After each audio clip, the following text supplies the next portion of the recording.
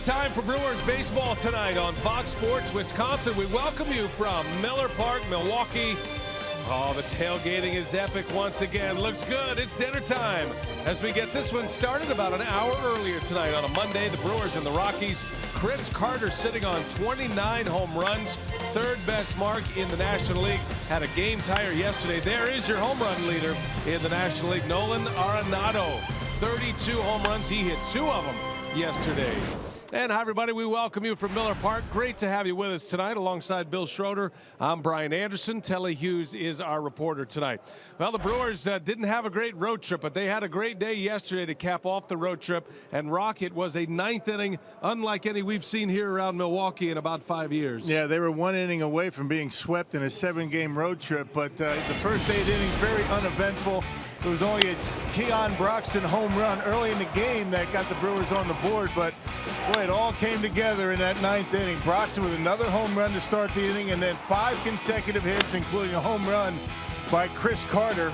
Scooter Gennett able to get a pinch hit base hit into left field. Kind of a misplay out there by Aoki, but the Brewers with a late comeback and a great win made that plane trip back from Seattle to Milwaukee a lot quicker. It was a lot of fun on that plane last night. Well, let's see how the Brewers pulled it off. In the first 8 innings, only 3 runs and 4 hits. And then in the 9th inning, an explosion with 6 hits, those 2 home runs, and a terrific comeback win. And that had the manager, Craig Counsell, very talkative before the game about that comeback yesterday. It was a fun game yesterday. It really was. And we've done a really good job of coming back, but most of them have fallen, really, all of them have fallen short, really, or most of them have fallen short. And so yesterday just turned out a little different, and it was just one of those innings where, we kind of kept winning pitches, kept putting together good at-bats, and in the end, we come out on top. What a birthday present for Craig Counsell. Celebrated his birthday yesterday. All right, the Colorado Rockies are in town now. Craig Counsell gets very nostalgic concerning the Colorado Rockies. Rock, this is a ball club that he signed with originally. And this is a team, you always look at their home road splits, but they've got plenty of firepower in their lineup. Yeah, no kidding. And they've got some guys that can hit the ball out of the ballpark. Arenado certainly. Trevor Story, the guy, the rookie that got hurt, he's out for the season. But Carlos Gonzalez, you can see what they can do. In Colorado, you're always going to have good offense, but you can see what they've been doing this year. Incredible offense. The key to beating the Rockies, though, is getting to that pitching staff. It's awfully tough to keep these guys down. Their road numbers aren't too bad this year. But just about every offensive category, the Rockies are either leading or very close. So you've got to have the bats out when you play the Colorado Rockies. And they are without their terrific rookie shortstop, Trevor Story. He is out for the season. Charlie Blackmon will not be in the lineup tonight. That's another big contributor out of the lineup tonight for the Rockies. But their home road splits, as Rock mentioned, they don't score as many runs. Nobody does, as compared to Coors Field in Colorado. But this is a juggernaut offensively. They felt like they were going to be able to contend for a postseason spot this year. That has not turned out to be the case, but they feel like next year they have a legitimate shot to win their division and make it to the postseason. They'll be here for 3. How about we talk a little Keon Broxton when we come back? 2 home runs yesterday. Telly Hughes sits down with Keon when we continue.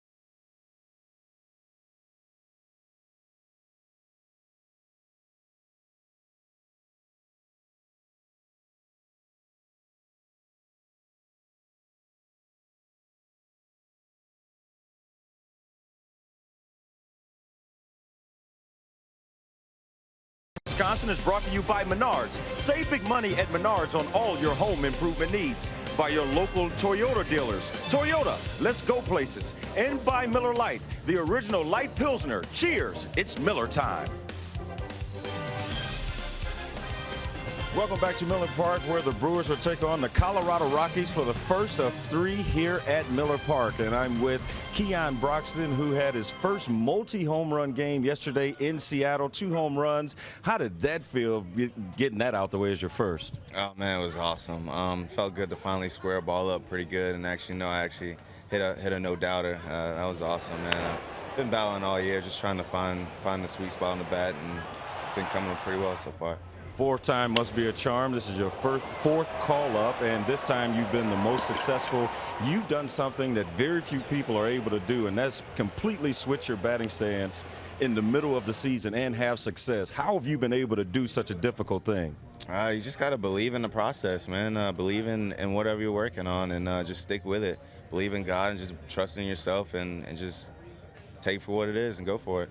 On one of those demotions, did you ever have any doubt that you may not be able to do what you want to do at this level, or did you always have confidence that given the opportunity you'll have the success you're having? I think I doubted myself one time for like maybe 5 minutes. I doubted myself, and I snapped back out of it real quick. I think it was the last time I got sent down. I was like, man, am I really going to be able to play in the big leagues one day? But then, after that little 5-minute stint, I kind of snapped back out of it and got back into the groove and got back to working hard, and here I am. It's one thing to come back and get hot, but it's another thing to stay hot. You've been hitting .361 since your last call up, 5 home runs, 5 doubles, 10 stolen bases. How have you been able to sustain that success? Just stay the same every day, no matter if I do bad that day or that night, or do good that night. I just kind of stay even keel, just kind of, just keep working hard and stay humble. Well, we appreciate your time and good luck tonight. Thank you. Coming up, Craig and Augie will have more on Jimmy Nelson and if he can bounce back in this series opener against the Rockies. Brewers baseball continues on Fox Sports Wisconsin after the break.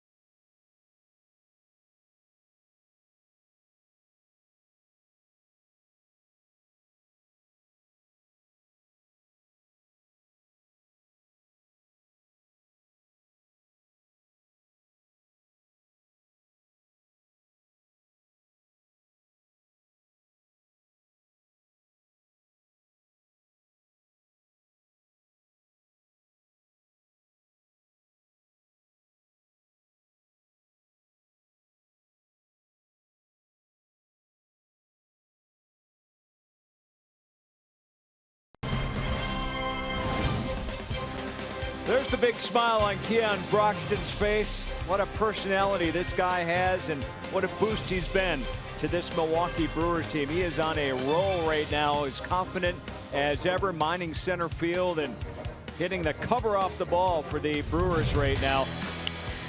Our storylines tonight, the Brewers coming off their best ninth-inning performance since the 2011 playoff season in Seattle on Sunday, and they're hoping to extend their winning ways here at Miller Park as they open up a 10-game homestand. And they're back where the home runs have been flying all season as they begin this 10-game trek here at Miller Park. The Brewers hitting 6 home runs on the road trip. They hope to hit some more here at home. And the Rockies are in town where they top the league in runs scored. So Brewer pitchers will definitely have their work cut out. And the first pitcher on board for Milwaukee is going to be Jimmy Nelson. And of course, if you've been following the Brewers this season over the last couple of months, he has struggled to get a win, only 1 win in his last 14 starts. But certainly there have been a lot of moments, Augie, where he's pitched much better than that. Yes, he has. And when he's talk about Jimmy Nelson tonight, it's all going to start with being able to command the fastball, being able to get out there, command the fastball. He needs to do it to get ahead of hitters so he can expand the strike zone. Secondly, what he needs to do is utilize the breaking ball. When he can use that as a breaking ball, the slider and that changeup, he can keep this good Rocky hitting team off balance. And lastly, he's got great focus. Now he just has to stay aggressive and really think about pitching to contact. All right, so Jimmy Nelson gets the start here tonight. He's healthy, he's feeling good. And this season, his first 11 starts, that 2.88 ERA, it looked like he was on his way. But he has hit a bump in the road, and it's been more like a mountain he's trying to climb over right now as he tries to get a win.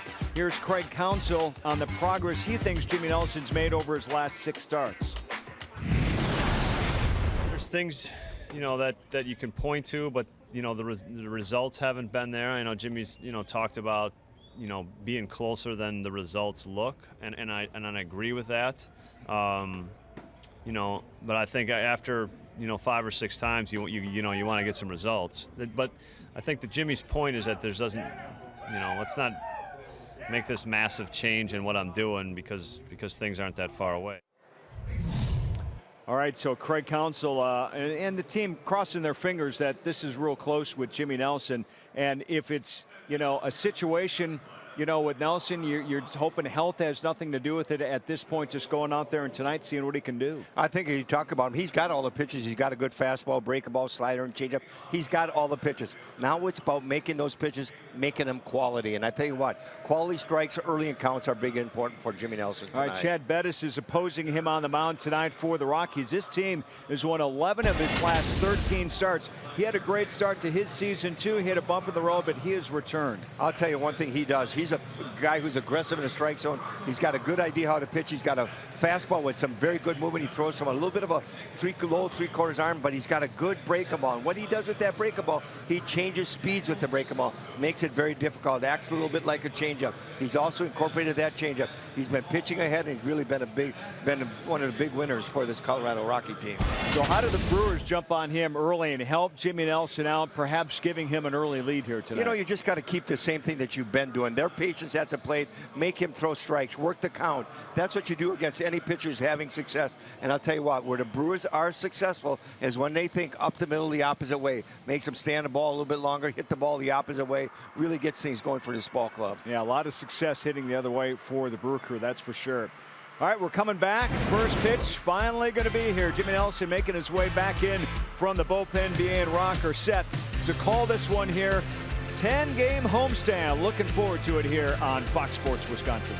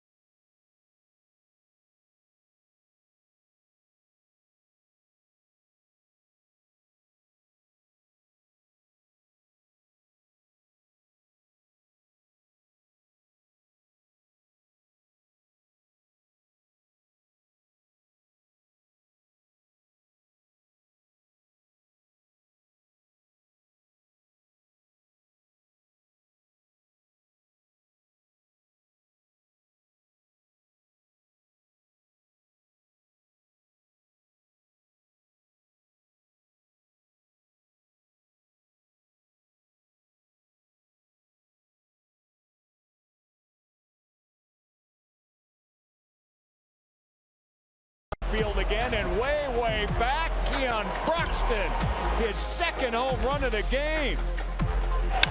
Right center and deep, long way, and this one is caught. He doesn't have the baseball. That's a homer. It is a home run. Carter with a home run to tie the game. Another hard hit ball, going to fall for a base hit for Santana. This one into the gap. Aoki can't come up with it. Santana being waved home, and he will score. Milwaukee is out in front. And here comes Chris Carter and the Brew Crew back at home after a trip to Chicago and Seattle, and that dramatic ninth inning comeback yesterday afternoon against the Mariners. Tonight's game on Fox Sports Wisconsin, presented by Potawatomi Hotel and Casino. What a beautiful night for baseball we have at Miller Park tonight. It's a little earlier Monday start, a 6:20 first pitch local time, 75 degrees, and it's game one of this series with the Colorado Rockies. Walt Weiss, former Rocky, former Oakland Athletic, now in his fourth year as the Colorado manager, and this is an organization that is slowly getting things turned around. They come in with a record of 60-64, even up to the All-Star break. Thought they were going to contend this season, but a ball club that looks like they are poised to strike maybe as early as next year. Excellent players up and down their lineup. Lineup's brought to you by Potawatomi. David Dahl in the leadoff spot for Charlie Blackmon tonight. DJ LeMahieu, Gold Glove second baseman, bats second. Cargo, Carlos Gonzalez hits third. The league's home run and RBI leader, Nolan Arenado, in the cleanup spot with Gerardo Parra and Nick Hundley. And then the bottom three, Daniel Descalso, Ben Paulson, and Chad Bettis rounding out the starting nine. That will match up against Jimmy Nelson and rock a pitcher that is in desperate need of a turnaround on the mound. Yeah, he's lost 6 straight starts. His last win came back on July 16th. That was a win at Cincinnati. This is the first time that Nelson will have ever faced the Colorado Rockies. None of the players in the Rockies lineup have ever faced Jimmy, so a little bit of an advantage for him early on. David Dahl will lead off for the Rockies. He gets the start in center field tonight. Their regular center fielder Charlie Blackmon is out with a toe injury. So Dahl's ready. The first pitch is on the way, and it's a strike, and away we go from Miller Park. Colorado coming off a win against the Chicago Cubs in their home ballpark yesterday. And a shot in and out of the glove of VR. That's going to trickle into the grass, and that'll be an infield hit.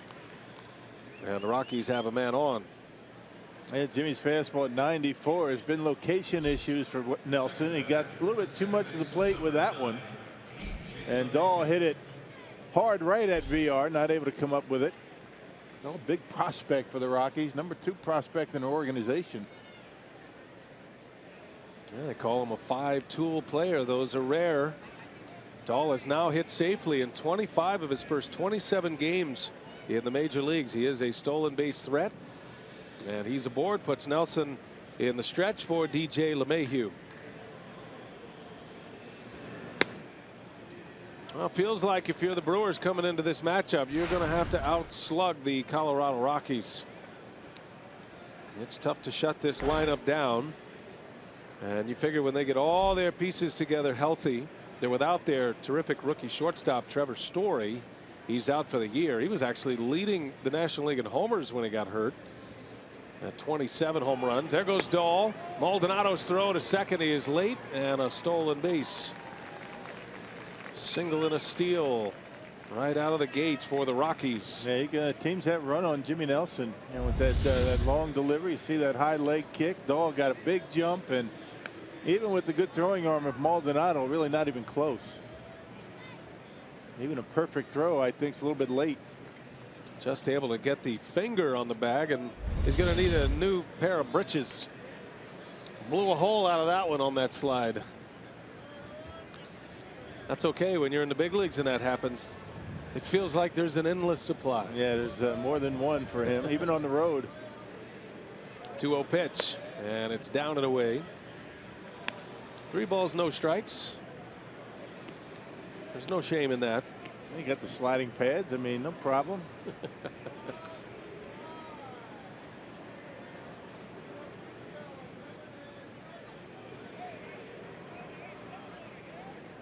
Well, Nelson have to come all the way back. There's a strike. 3-1 to LeMahieu. Interesting number in baseball these days, exit velocity. We show you a lot of that on particular hits. And there is a cumulative average. You see DJ LeMahieu where he ranks in the National League on the more traditional statistics. But his average exit velocity is over 100 miles an hour off the bat. Fly ball to right, long run, and Neuenhuis makes the catch. Tagging at second is Dahl. He'll make it to third. What a great play by Kurt Neuenhuis. Wow, that was a heck of a play. Saved the run for the time being. And this ball hit hard. I mean, you talk about exit velocity. That had to be around 100 miles an hour. Right in the webbing of the glove, able to hold on. Holds on to it, puts it against the chest. Boy, what a nice play by Neuenhuis. Well, using every bit of that long glove out there and right to haul it in. That was beautiful. Yes, great shot here. And he knew it was close to popping out of the glove. Corralled it in the chest. And a terrific play. Saves a run for now. That baseball might have caught him right in the chest. Dahl, good base running. He does tag and make it to third base. So a runner there with one away as LeMahieu is robbed. Now Carlos Gonzalez. There's some gaudy averages for the Colorado Rockies as you look up and down. Dahl hitting .330, just up from the minor leagues. LeMahieu's at .345. Yeah. Carlos Gonzalez hitting .320. Yeah, gaudy numbers and gaudy batting gloves. Check those babies out. See him in the dark. What are we going with those? Are we calling that pink or orange? I don't know. Salmon? I don't know. Does it work with purple for you? Yeah, well, doesn't matter these days. Fastball misses. You can wear anything you want when you're hitting .320. Well, the Rockies broke up that great tandem of Carlos Gonzalez and Troy Tulowitzki last year. Tulowitzki traded to the Blue Jays. Rockies were actually in contention as they approached the trade deadline and felt like they could have made a run. They didn't make any deals one way or the other. Didn't try to acquire more prospects waiting for next year, nor did they go out and maybe acquire some big league talent trying to make a push. They stayed pat, one of 3 teams to make no trades leading up to the August 1st trade deadline. And they believe in their players moving forward. Yeah, and their minor league system. They got some good players down there. 1-2 the count on Gonzalez. He takes 2-2. Cargo has long been one of the great talents in the game, and when healthy puts up MVP type numbers.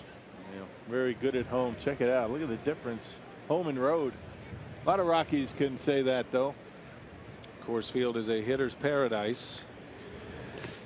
That one skips by Maldonado, and a run will score. So not a good start for Nelson. A couple of hard hit balls, and now a wild pitch, and the Rockies take the early lead tonight. Well, and that's one that Maldonado usually eats up pretty well, but slipped right through the legs. Right under the glove. He lifted the glove up just enough to allow that ball to get through the legs. This is one you got to block. Just didn't get the glove down, snuck through him, and the run scores. Nelson's got to be able to keep that baseball down. Got to know that he's can throw that slider in the dirt. Full count now. Base is empty, and Gonzalez fouls it away.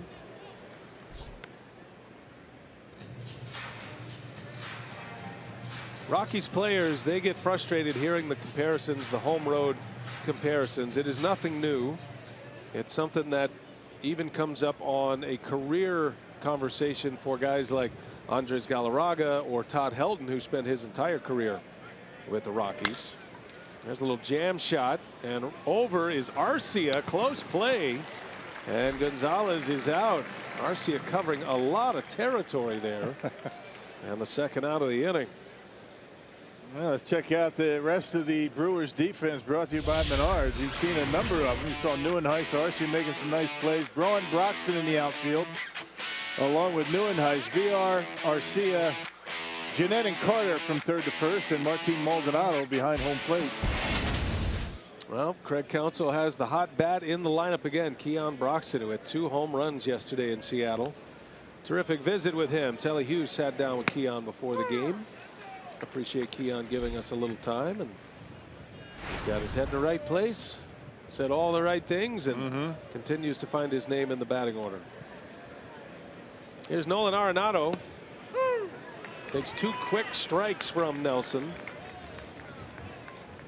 Arenado, despite recent struggles, has been a force in the major leagues.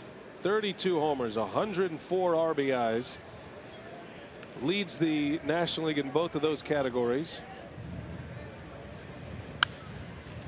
He is second in the NL in runs scored, 3rd in total bases, Rock, 3rd in extra base hits. And this is a guy who until yesterday was in a 4 for 35 slump. Yeah. Before he had 2 home runs and 6 RBIs against the Cubs yesterday. And all the offensive numbers, I mean, they speak for themselves, but he is equally as good and dominant at third base.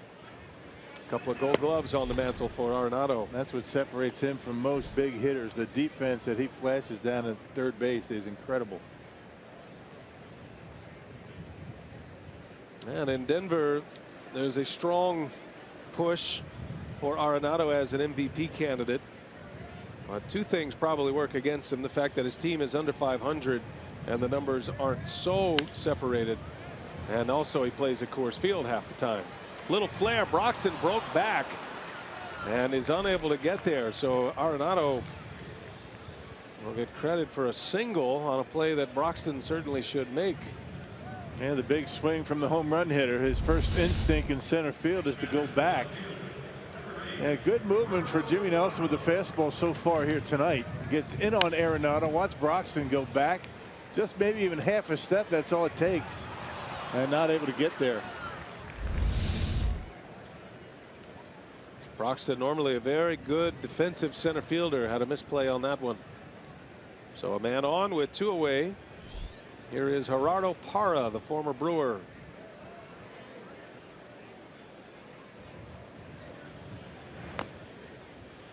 And Parra is hit by a pitch. The first offering from Nelson hits him. And 2 are on with 2 away.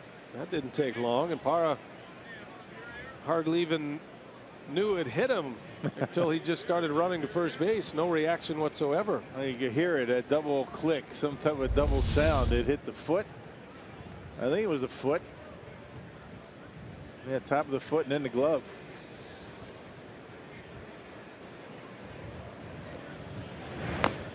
Yep, yeah, the double hit, the foot and the glove.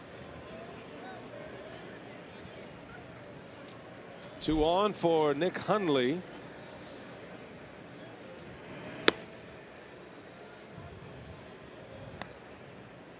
Hundley, the everyday catcher for the Rockies. They've got a talented young catcher, Tony Walters, who is an emerging defensive player. Acquired him in a waiver claim from the Indians. But Hundley remains the starter, and he fouls one back. 1 ball, 1 strike on Hundley. Just underway from Miller Park. If you're just dialing our way, these August Monday games starting at 6:20 for a first pitch as opposed to the normal 7:05. I like it. Yeah. Get things started a little bit earlier.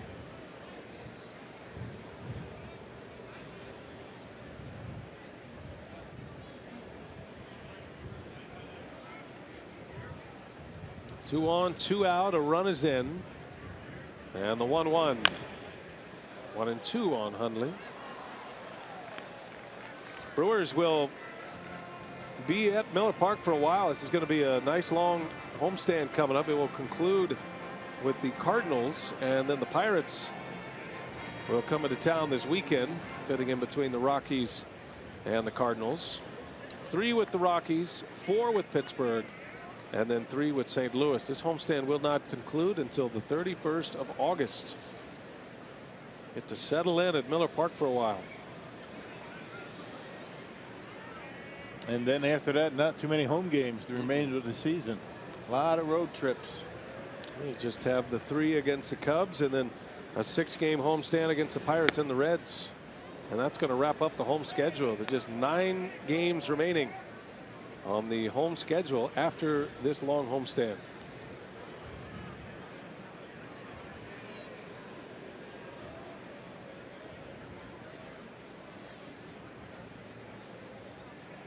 Two balls, 2 strikes. On the ground to third. VR goes across the diamond in time for the final out. So a bit of a shaky inning, bit of a shaky defensive inning for the Brewers as well. A run is in, and the Brewers are coming to bat.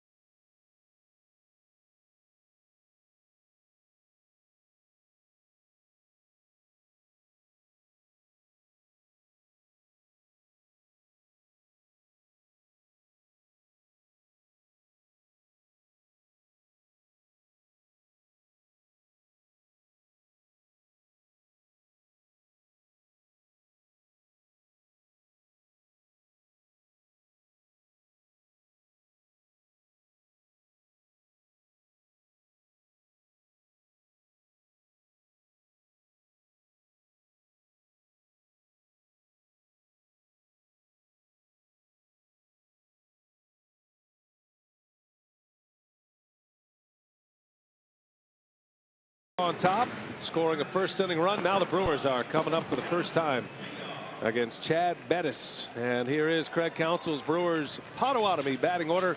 VR back in the top spot. Keon Broxton will hit second for just the 3rd time this season. And then Ryan Braun bats third. In the middle, Counsell goes Jeanette, Carter, and Nieuwenhuis, with Arcia, Maldonado, and Nelson rounding out the starting 9. And it's Chad Bettis on the mound, start number 26 for the right-hander. You can see the earned run average, kind of take that with a grain of salt, pitching at Coors Field. A 5.29 ERA, but a 10-6 record. He's going along pretty well right now. The Rockies have won 11 of his last 13 starts, and he's only lost once since June 9th. And so he's a hot pitcher. He's the pitcher in the Rockies rotation that gets a lot of run support. And the Rockies have one on the board early. VR leads away, takes a strike from Bettis. Jonathan comes in hitting .299, has 10 homers, 43 driven in, on base percentage over .380, and an OPS at .820 for VR. Very productive player, not quite as hot and productive as he was in the first half, but again, remember, he's playing more games this year than he's ever played in his career, and so he's stretching into an area of maybe fatigue and at bats that he's not yet seen. Plus he's learning a new position. There's a little bit to that. Sometimes that'll take its toll somewhat, but for the most part he's still swinging the bat pretty well. No balls, 2 strikes on VR, and a bouncing ball through, a base hit. VR is on with a single. Good way to start the day offensively for Milwaukee. Now the Rockies defensively kind of middle of the pack, middle to bottom of the pack as far as team defense goes. Rockies defense brought to you by Menards. You got Parra, Dahl, and Gonzalez in the outfield. Arenado, one of the best in the business. You got the Scouser with shortstop. Trevor Story done for the year. DJ LeMahieu has done a good job over at second base. Paulson at first, and Nick Hundley behind home plate. Arenado with 3 consecutive Gold Glove awards. And what a performer he is at third base. He is highly entertaining both at the plate and in the field. There's a strike to Keon Broxton. Keon now hitting .250.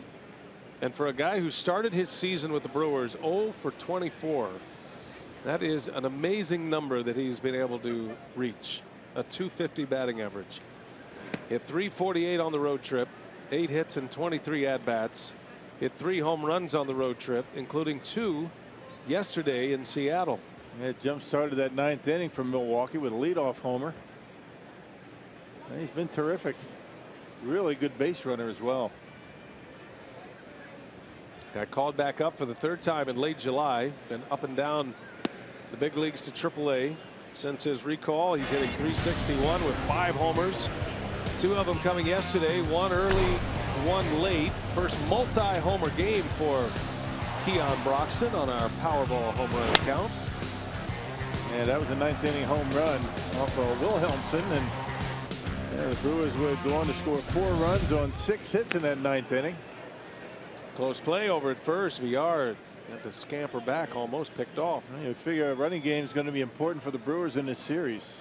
Nick Hundley's had his problems throwing out base runners this year. Brewers love to run. Brewers lead the league in steals as a team. VR is second as an individual behind Billy Hamilton of the Reds. 5 behind Hamilton. And there he goes. Broxton lets him run. That ball gets by Hundley. And VR now on his way to 3rd. No, he'll stop. Wise move. Hundley was ready to wind it up. So stolen base number 49 for Jonathan VR. Yeah, every opportunity the Brewers have been stealing this year, trying to put the pressure on the defense. And VR with a big lead, decent jump, but he picked a good pitch. Pitch was in the dirt. No chance for Hundley. He just doesn't like to stop at a base, does he? Yeah, the running part's fine. It's the stopping part. Yeah. He's an aggressive player, and he plays all out every day. That's one thing that you like about VR.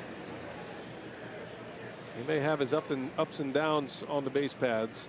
Can be infuriating for fans and his manager alike, but this guy comes to play every day. And runs the bases with reckless abandon. That's kind of a tough thing for Craig Counsell to manage.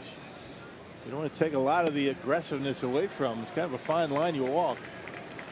Because for as many outs as he makes on the bases, that's, you know, he does twice as much good on the bases. Maybe even more. He's got himself in the scoring position with stolen base number 49. It's going to be a good race to the end of the season with the stolen base crown. 3-2 to Broxton. Broken bat, little ground ball to the right side, and that'll get the job done. Advances a base runner. And the Brewers have a runner at 3rd, the tying run with 1 out in this 1st inning. Productive out for Keon Broxton. Good job. Got the slider down and away and just punched it over to 2nd base. Teammates appreciate that. Sets up Ryan Braun here in the 1st. Braun had a scare in Chicago, sliding into a wall, injured his ankle. Looked like he may have hurt a knee in that stretch. Thought it might be a week that he'd be out, but instead it was just 1 game. Came back final day at Wrigley, and then he played in that series in Seattle. That was a fortunate result for Braun, who grounds 1 to short. Bobbled out there by Descalso. In to score VR. And Ryan Braun is aboard on an error. Give him credit for an RBI. And the Brewers tie it up here in the 1st inning. Yeah, it looked like Descalso is trying to surround the baseball to get his momentum toward 1st base. Just kicked it, the former St. Louis Cardinal. Well, so credit Braun with an RBI. Probably going to be an error. It is an error. And the Brewers tie it up.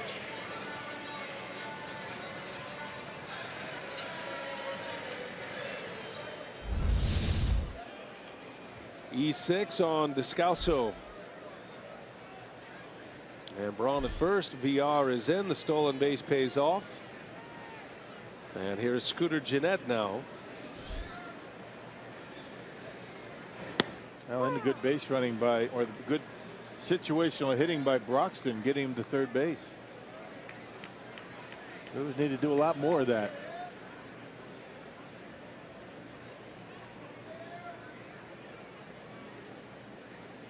No balls, a strike on Scooter. Takes one outside. You don't see many second basemen hit cleanup.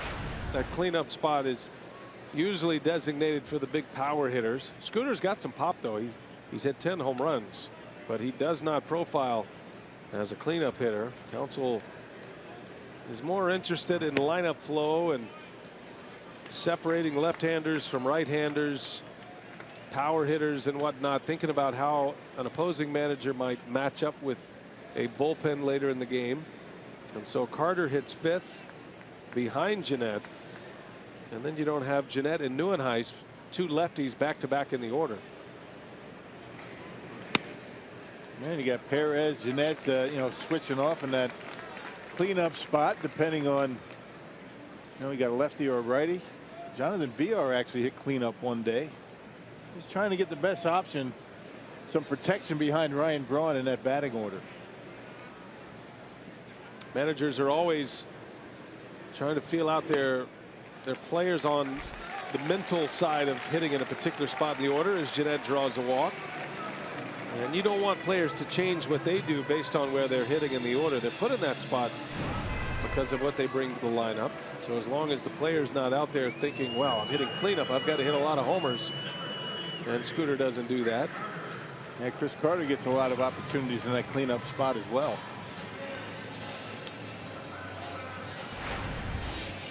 Well, had a quick trip by Hundley. Brewers threatening with 2 on, 1 out. A run is in. Carter with 29 home runs stepping up.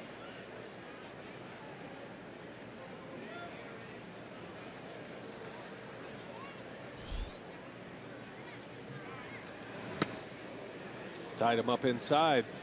Fastball from Bettis.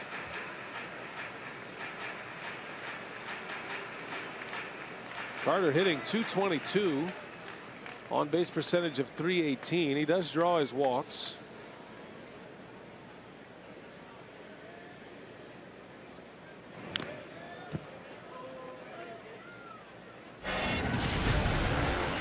Well, now time for tonight's Honda Power Sports Power Stat.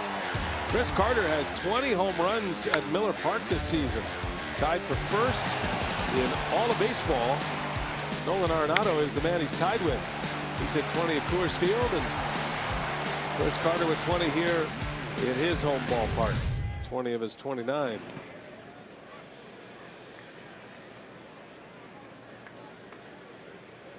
And those are the home numbers, the leaders for home runs in the NL in their home parks. And you see the Rockies represented with 3 players. Trevor Story, he's been out for about 3 weeks now. He injured his thumb. He's out for the season. Still on the list. 16 of his 27 have come at Coors Field.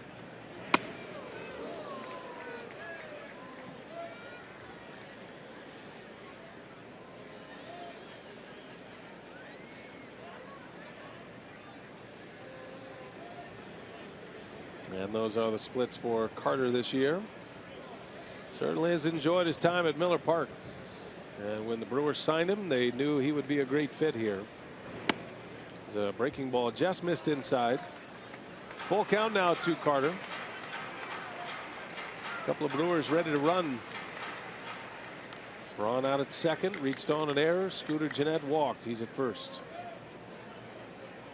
Probably not going to see him run on the 3-2 pitch. Carter has a tendency to punch out. You don't want to end the inning.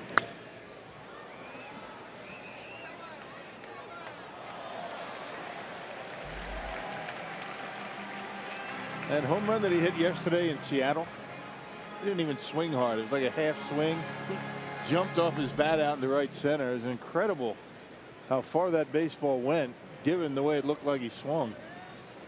On a 3-2 pitch, looked like he was fooled. Payoff. Down and away. Carter draws the walk. Back-to-back walks, and now the bases are loaded. Still just 1 out. And here comes Neuenhuis.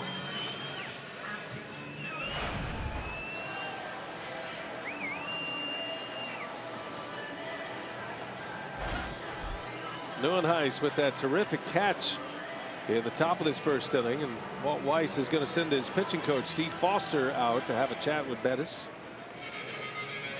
Excellent pitching coach in Colorado, second-year man Steve Foster. He's got some ties here to Wisconsin, by the way. Yeah. It's in the Wausau Woodchucks Hall of Fame up there. Ran that college league team for a number of years.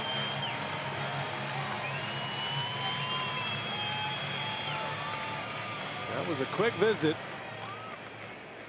T. Neuenhuis still looking for his first career grand slam. Never had one in the big leagues. This is another guy that has had a great statistical year at Miller Park compared to the road. Well, and you figure he's going to get some good pitches to hit. Bettis scuffling it here in the first inning. Of course, that error by Descalso didn't help him, but a couple of walks after that. 1-0 with bases loaded. You figure this is going to be a good one to hit. Neuenhuis has 9 of his 11 home runs here at home. And that one's into center. That's going to fall. A base hit. In to score is Braun. Jeanette right behind him. 2 RBI single for Neuenhuis. And the Brewers have 3 on the board in the first inning. And just amazing how good he is here at Miller Park. A 1-0 pitch. He got a pitch to hit. He jammed himself just a little bit, but able to dump it into center field.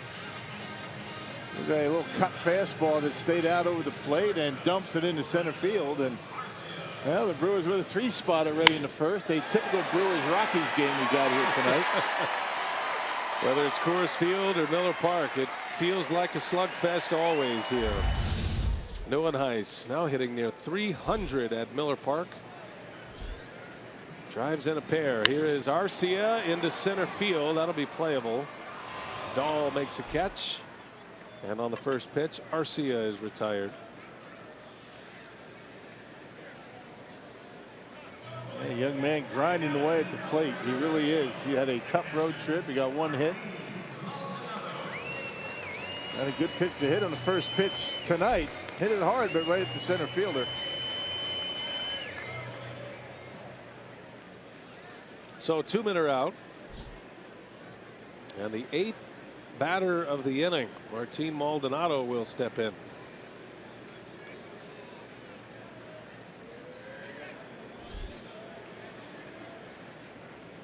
Carter at second, Neuenhuis at first. And Maldonado takes strike 1. What a start for the Brewers tonight. Good way to build off of yesterday's 9th inning. Think about their last 2 innings at the plate, scoring 4 yesterday in the 9th, and then 3 on the board right now in the first. Hey, just keep it going. When you figure you're going to score some runs, this Rockies pitching staff has had their problems this year. Of course, they always are when you pitch in Coors Field, down near the bottom in team earned run average. Strike 2 on Maldonado. But on the flip side of that, you better score some runs because you know Colorado's going to score some.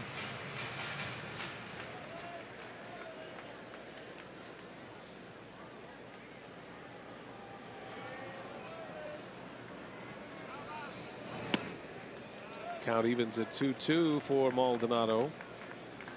Now Martin seems to be handling the pressure well. He knows this is a big window for him.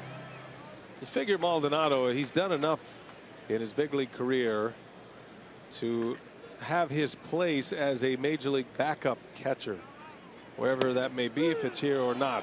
He's trying to prove he's a starting player, an everyday player. He is rung up here to win the inning, but the Brewers getting some great production from Kurt Neuenhuis. First, a catch, diving stop, saved a run in the top half, and then he delivers 2 with a base hit single in the bottom half, and it's 3-1 Brewers.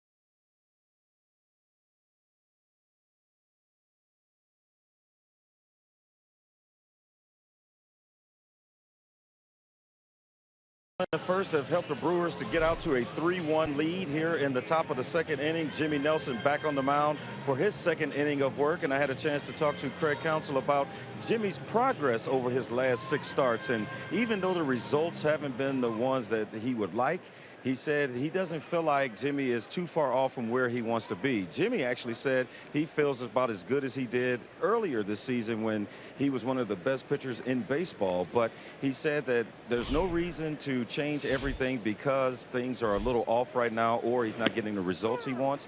But he does feel like he is striving towards what he was earlier this year, B.A. Yeah, I'll tell you. And I would say, and Rock, you've been around this game. It can be so hard. Especially from the pitcher side of things. He is fully engaged in the mental warfare right now, trying to make sure what he's thinking, what he's saying is all in line with the way it was when he was performing well in the major leagues, because it has been a struggle for him and he's not used to these types of struggles. Well, velocity down a little bit for him, and I think that's number one. I mean, get it in your head that you're not throwing 94 to 96 on a consistent basis. All of a sudden it becomes more important to get that good movement and get the balls on the corners. But, you know, he's not been able to pitch too deep in games. Pitch counts rise on him. He's walking guys. And the other thing I've noticed about Jimmy, when he gets 2 strikes, he doesn't have that put-away pitch, that strikeout pitch. Hitters have a tendency to be able to foul off a bunch of pitches. You know, maybe put a ball in play, a ground ball. So instead of maybe a 3-4 pitch at bat, it's a 6-7 pitch at bat. And that really gets that pitch count up. Yeah, his start against the Chicago Cubs last time out, he had 7 of the first 8 batters in that disastrous 5-run first inning. 7 of the 8 batters to 2 strikes in that inning, and yet they still scored 5 in the frame. He actually came back, wrestled his way through 5 innings, which was impressive considering where he was with a 49 pitch first inning at Wrigley Field his last time out. Yeah, 49 pitches in the first inning. In the next 4, he only needed 50. So yeah, he came around nicely, but a little bit too late. And he's in another deep count here. Daniel Descalso leading off. Committed an error in the first inning. Brewers were able to capitalize on the ground to Jeanette, and that'll be out number 1.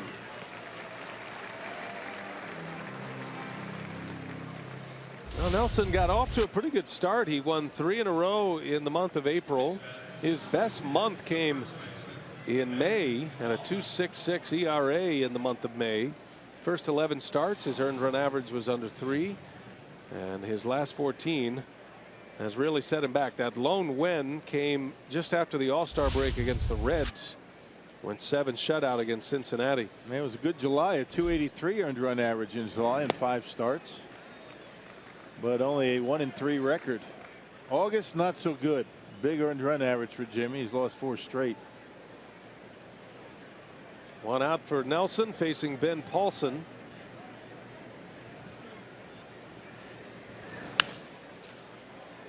Paulson has some Wisconsin ties. He was born in Plymouth.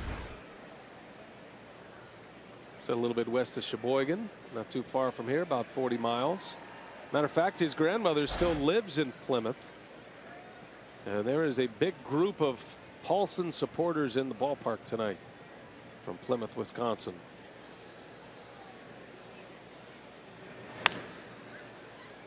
Paulson's been able to find his way into that first base rotation for the Rockies.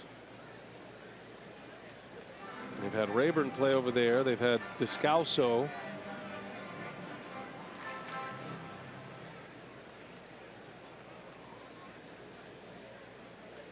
You never even thought about first base for the Rockies for so many years, over a decade, with Todd Helton over there. Yeah. Chopper to Arcia at short. Tough to replace that guy. 2 up, 2 down for Nelson. Might never replace him. Yeah, no kidding. He was a great player. Had the big cat over there before Helton. That's had right. Some good first baseman over there.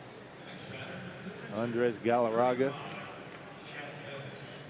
Well, they seem to have all the pieces put together.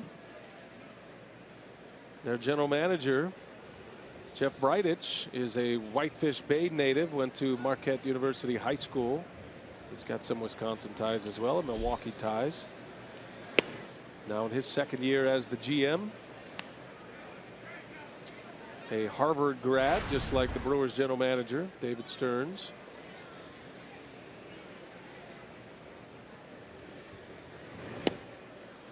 Bettis, the pitcher,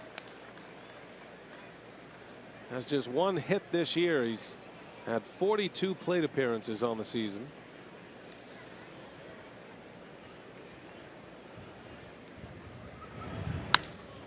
And a ground ball through, a base hit. The second hit of the season for Chad Bettis. Yep, on a 1-1 pitch right down the middle of the plate. And anybody with a bat in their hand can be dangerous. Even a guy with only one hit finds a hole in the right field. This fastball splits home plate right in half. And Bettis able to find the hole. Not the most textbook looking swing, but it produces a great result for him. So to the top of the order now, and David Dahl, he takes strike one from Nelson.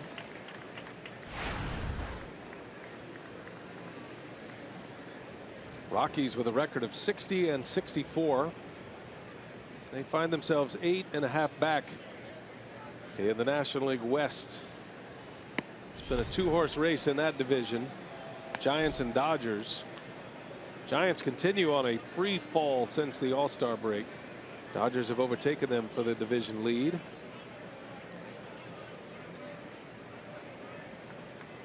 I would imagine the Rockies would be very disappointed if they are not contending for a division title next season.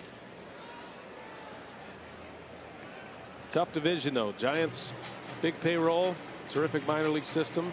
Dodgers have the biggest payroll in the big leagues.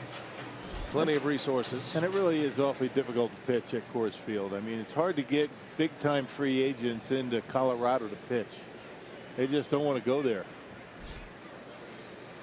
They've had to build with some very young starting pitching.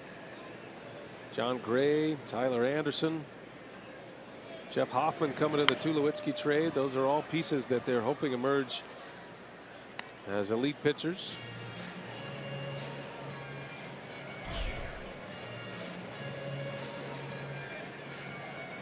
Brewers will make a trip to Colorado and Coors Field. It'll be the last series of the season. Road trip, Texas, Colorado. Yeah, with an off day in there. Always important to have an off day. When there's 4 days left in the season. You're right. Gather up for the final push. Well, we could stay in Arlington on the off day and go hit the honky tonks rock and go have some fun, throw a little sawdust down, do some two-stepping, maybe hunt and fish. There's a few of those places in Colorado. That's true. Here's the 1-2 and a bouncer to Arcia. Tough hop. He makes the play and retires the side. Boy, that was a difficult chance for Arcia. 3 ground ball outs for Jimmy Nelson in a scoreless second inning.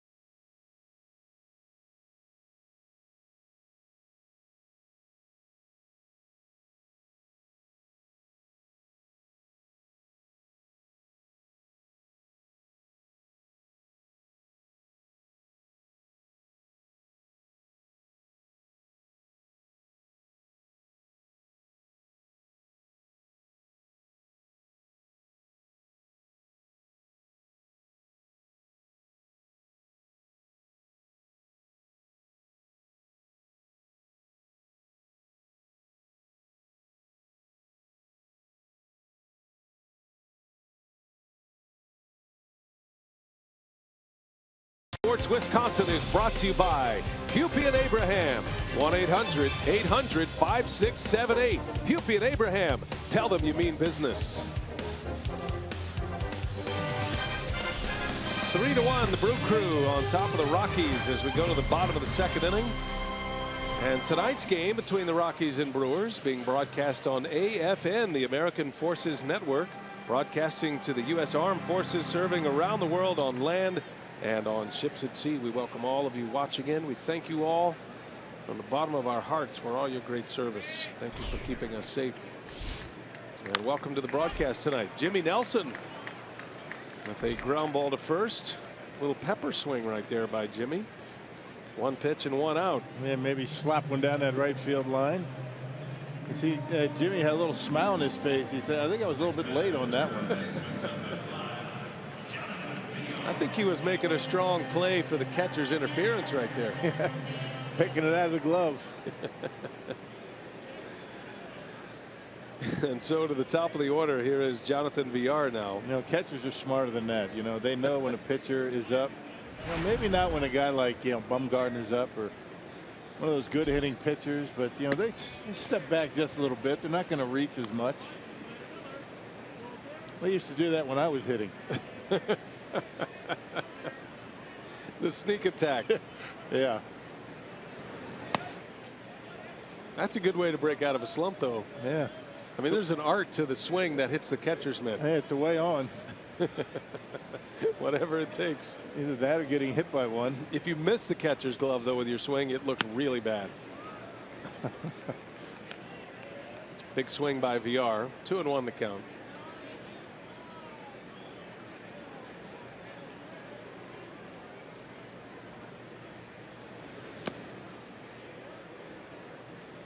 Well, Villar reached on a single in the first. He stole second and then scored.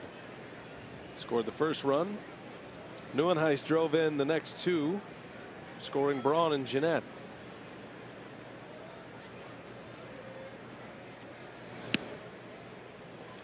Ball four. Villar will draw the walk. And you can bet he'll be on the move shortly. Yeah, catcher's nightmare. You walk your guy like Villar, make him hit his way on. Villar is a steal away from number 50 on the season. Chad Bettis, the highest earned run average for a pitcher who has recorded 10 wins. Rockies get a lot of runs for him. And you also have to account for Coors Field in that picture as well. Tell you, if you can maintain an earned run average in the 4s at Coors Field and pitch there all year, you've really done something. Yeah, that's good earned run average. You just talk to the pitchers in Colorado Springs, they'll agree with you. It's even tougher there. Brewers' highest AAA ball club is in Colorado Springs, and that's 1,000 feet higher than Denver. That's the run support, though. Only Arrieta gets more, as if he needs it. But you'll take it when you can get it. I think you just have to totally change your mindset. The Rockies have gone through so many pitching philosophies there in their time. They had a great run in 07. They made it to the World Series. Well, you don't see the pitchers with the big curveballs anymore in Colorado. It's more the sinker slider type guys, the splitters, those type of things. I mean, the big curveballs don't work all that well in that altitude, and that's exactly the kind of pitcher that Bettis is. Fastball, slider, changeup. We'll throw a few curveballs now and then, particularly on the road. There goes Villar. Broxton swings and fouls.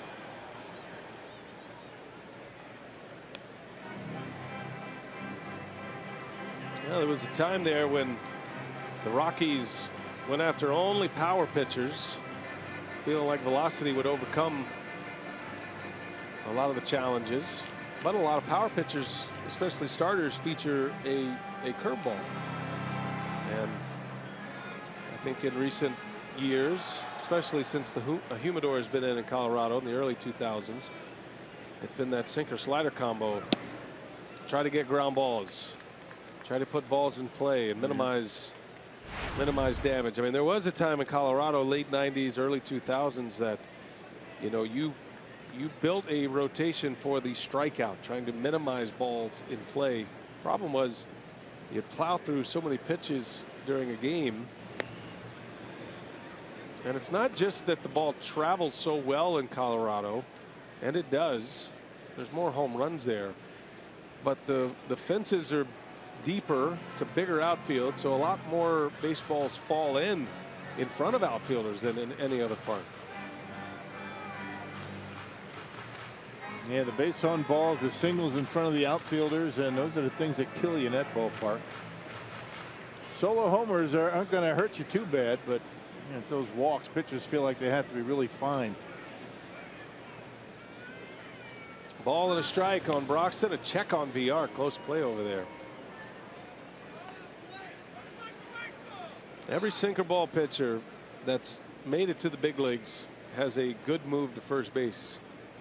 Almost have to. It's part of the job requirement. Well, that's because they get a lot of ground ball outs and they get double plays. They want to keep guys close. And they normally field their position well.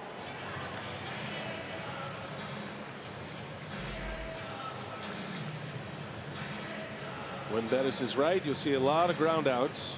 He's gotten 2 thus far. To the first 10 hitters he's faced.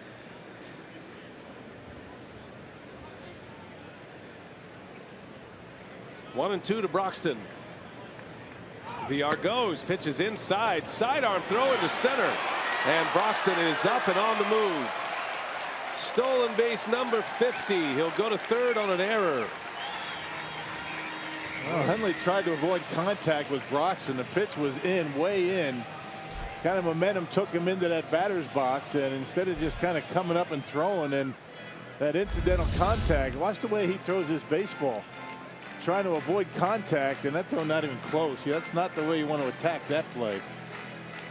Now you come up and throw, you do your normal delivery, and hopefully you might get lucky and get an interference call. But VR gets the bag and the extra base on the throw. And that's going to force the Rockies infield in. Broxton takes one in the dirt. Good block back there by Hundley. 3 and 2 now on Keon. Either that, he just hold on to it. Trying to avoid contact, and look what happens. Ends up throwing one to center field.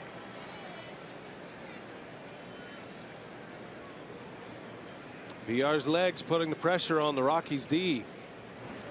Broxton takes ball 4. Well, what an at bat for Keon Broxton.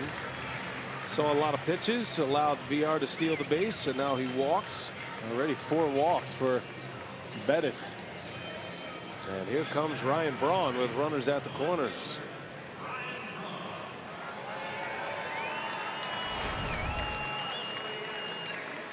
Braun reached on an error in the first, but did drive in a run in that at bat.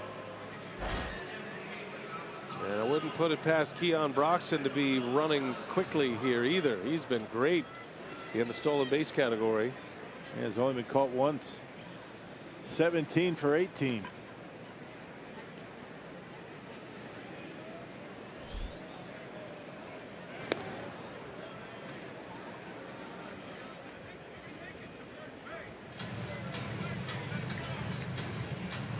Braun with 70 RBIs. He's now the club leader in that category. Past Chris Carter. Yesterday, Braun was 1 for 4 with 2 RBIs.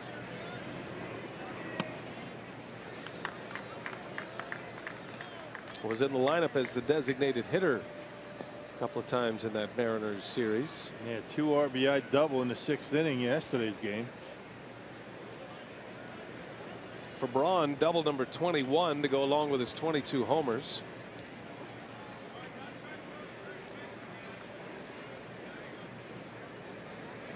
(3-1) Brewers, 2nd inning. Braun a little bit late, fouls it back.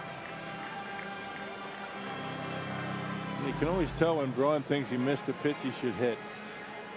He'll give you that. He'll kind of wander out of the batter's box or look at the umpire, have a chat.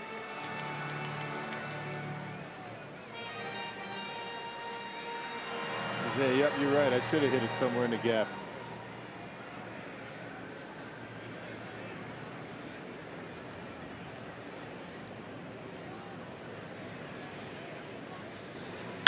Up the middle, ranging over is Descalso. He'll turn that into a double play to end the inning. So the Brewers come up empty in the second despite a couple of walks, and VR's 50th stolen base.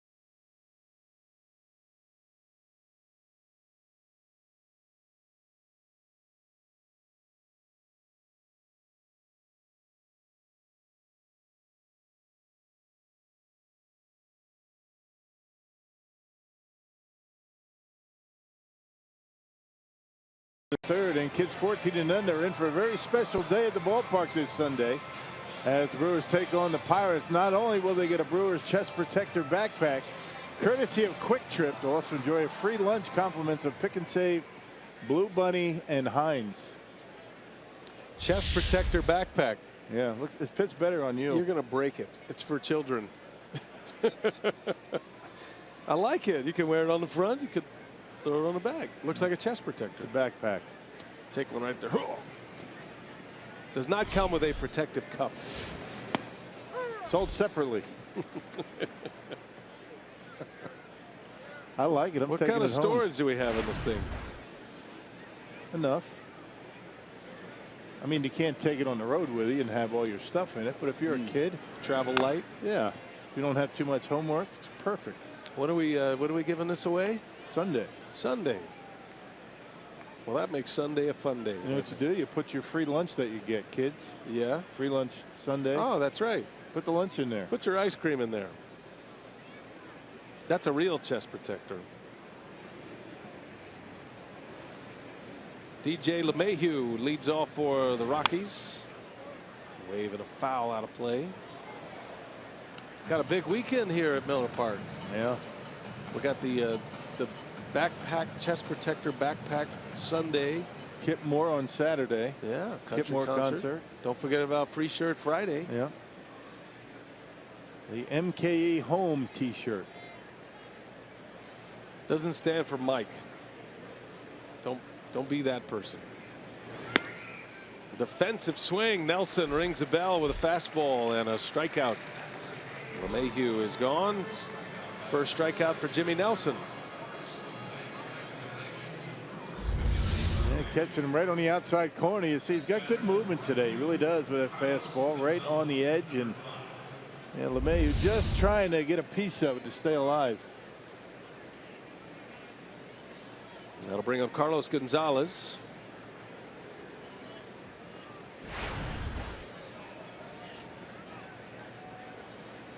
Strong numbers again for Gonzalez. In the air to left. And in the tracks of Ryan Braun for out number 2. 2 up and 2 down for Jimmy. Here comes Arenado.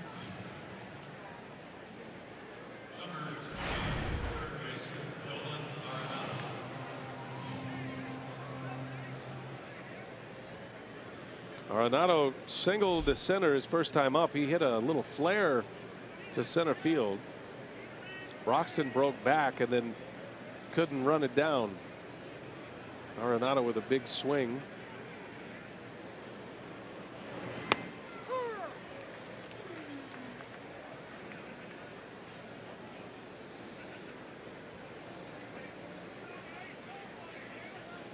Well, the game's great young players. Nolan Arenado. And he sends one foul. He really backspins the baseball, as they say. Hits down on the ball and generates so much power with that swing. Most RBI since 15. So the last 2 seasons, he is at the top of the list. And look at the names on the list. Donaldson, the reigning American League MVP. Edwin Encarnacion deserves a lot more credit than he gets. Arenado into left field. That's hit well. Braun is over. He looks up, and it's off the base of the wall. That'll be a double for Arenado. Close play there. But he's in. Good throw by Braun. Arenado is 2 for 2. Yeah, played it beautifully. Knew he wasn't going to be able to get there. So he got to the spot where he thought that ball was going to come off the wall. He went right to that spot, made a good throw. But it's a double for Arenado, his second hit. And check out Braun. He knows he's not going to get there. He plays it off the wall nicely, knows where it's going to be, and always very accurate with that throw into second base. Braun among league leaders in outfield assists. And a good strong throw into second. But it's a 2-out double, and here's Gerardo Parra. Rockies now have 4 hits in this game with, check it, 3 hits in this game with 2 outs. Little tapper. Nelson is over. He's got it. And he'll put the tag on Parra to end the inning. 1 unassisted. Scoreless third. Arenado doubles, but he's left stranded. Brewers lead 3-1.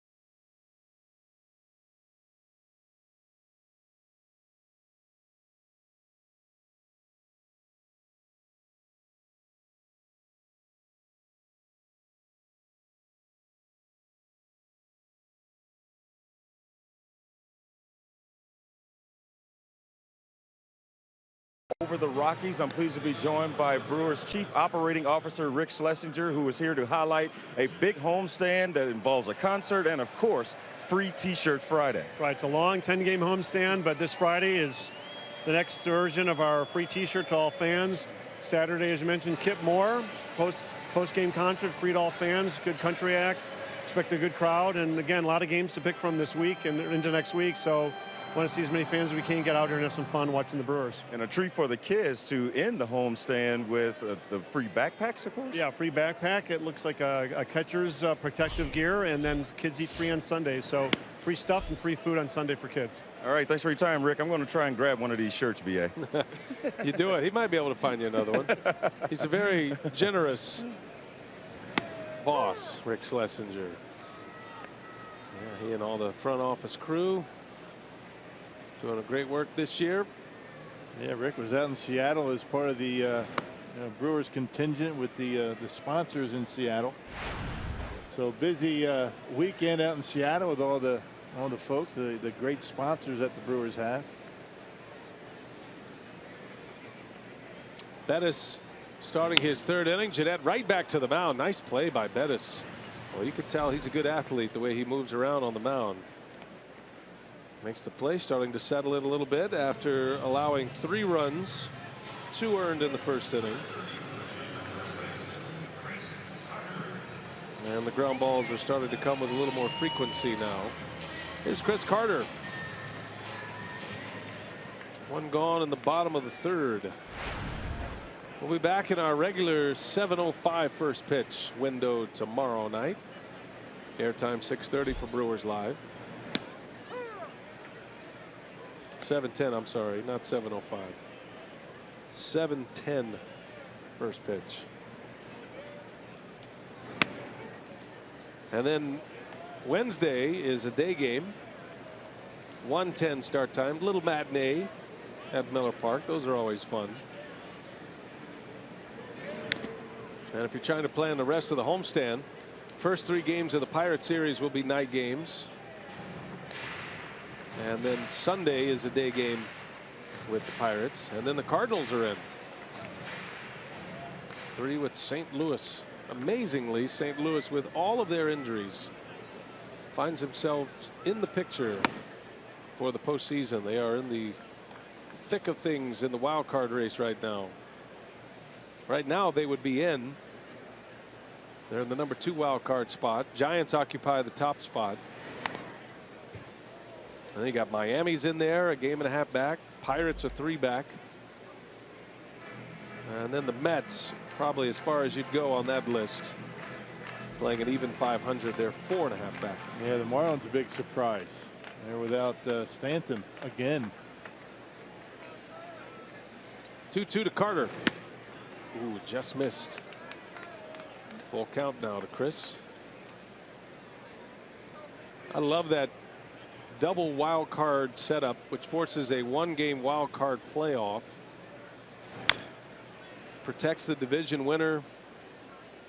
The 3 division winners, you get to move into a DS series, a best of 5. And it creates some great theater for that 1 game, that win or go home scenario. Pirates are hoping they get in there again. How about Pittsburgh hanging tough? Yeah. 3 back. Carter sends one to left.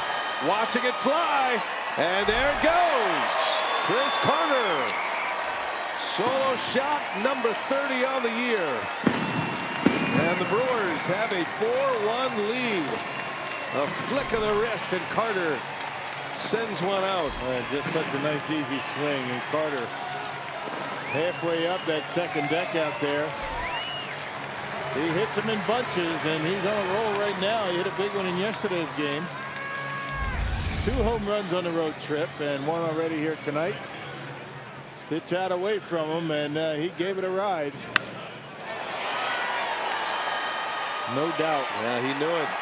Sends it up into the Lowe's level in the bleachers. Here's Neuenhuis, and strike 1 to Kirk.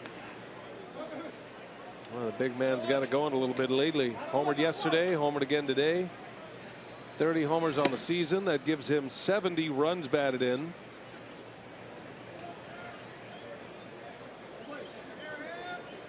And he leads all players in the National League with home runs at his home park. 21 here at Miller Park. And just such an easy swing. I mean, you look at all the home run hitters that you've seen over the years, and there aren't too many that have an easier swing with more velocity off the bat than Chris Carter. And that is why Darnell Coles, the hitting coach, is adamant that Carter can turn himself into a 250 hitter, maybe even more. Strikeout for Neuenhuis. Back to the compact swing of Chris Carter. Just nice and easy. Let's go with that top hand after contact. That's the key. You still have that top hand taken over at the point of contact, but once you hit it, you let go, keep the bat level through the zone. And He just watches it fly out of here. And rarely changes expression on the face either. So it looks like a one-handed swing, but it's not. He's got both hands on that bat when he makes contact. Arcia flew out to center field on the first pitch he saw in the first inning. Second at bat.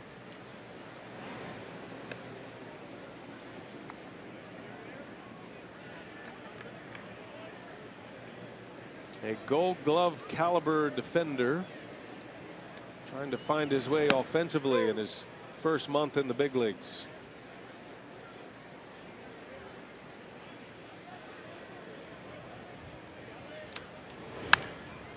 On the ground to second, the Gold Glover LeMahieu makes the play, and that will retire the side. Chris Carter, the big sleep, hits another one. Number 30 for Carter, and he gives the Brewers a 4-1 lead.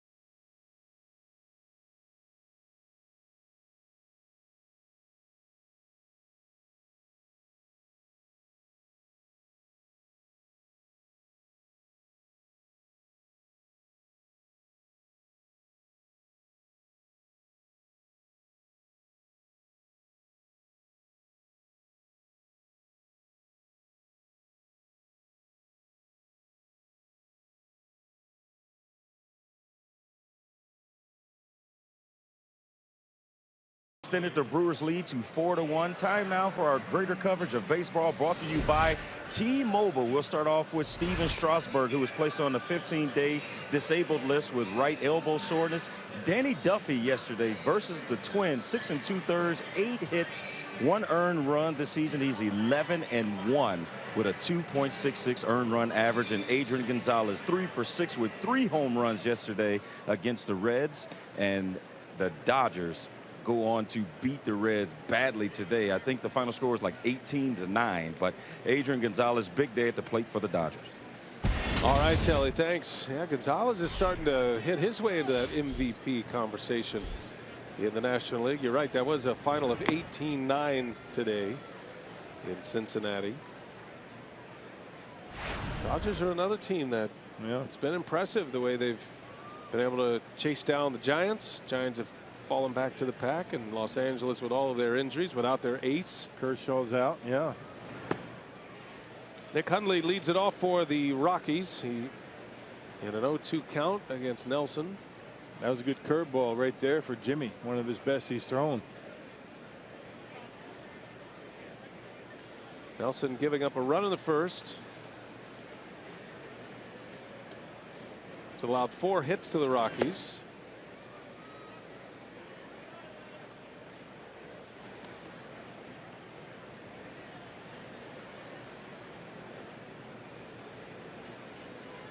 Jimmy trying to pitch into the 6th inning for the first time in this long run of high pitch count, short starts for him. There's a called strike 3, put it right on a dime. And Nelson strikes out Nick Hundley. Second K of the game for Jimmy. First out of the 4th inning. Yeah, it really does have good movement with that fastball right on the outside corner at the knees. Check this out. Tails right back and catches the outside corner. Can't put any better than that. Good pitch. You can see the rotation. It comes right back to catch that outside corner. That pitch right there paired with the slider are the two you want to put together in that location. As Descalso swings and fouls one away. Put yourself in the position of a hitter, especially a right-handed hitter. You see a pitch on that side of the plate, and about halfway to the plate, it's either going to tail back over the plate, or if it's a fastball, or spin away from you if it's a slider. That's right. Doesn't give you a lot of time to make up your mind. And even tougher is when he throws that good power sinker down and into a right-hander, and then the slider going away. That's when he's really going well, is when he's able to command that inside corner. That's why Jimmy is always going to be hitting a lot of batters. He hits a lot. I mean, he leads the league in hit batters because he tries to come inside with that sinker.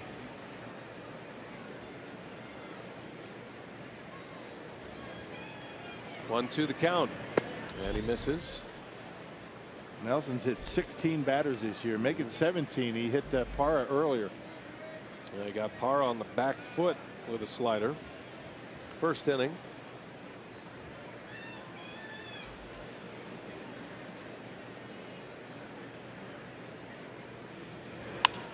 Jam shot, pop up in the infield. Arcia is calling, and there is out number 2. Let's take a look at our carsoup.com trivia tonight. Who is the only player in Rockies history to win a National League Rookie of the Year award? Good question. They're still a little upset about the 2007 Rookie of the Year award. Tulowitzki.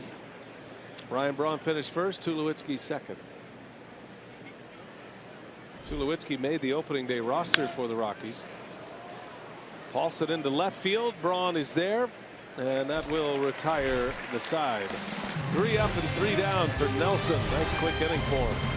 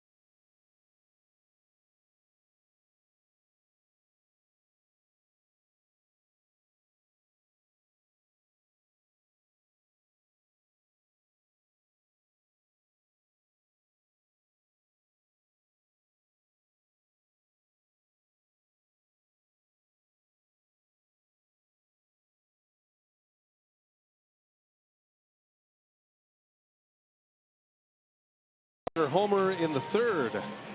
And a reminder, if you can't catch the games on television, you can stream them live on your mobile device with the all-new Fox Sports Go app. Download the app, take Fox Sports Wisconsin and Brewers baseball with you wherever you go. One of 9 games on the schedule tonight in the major leagues as Maldonado leads off. Hot shot foul.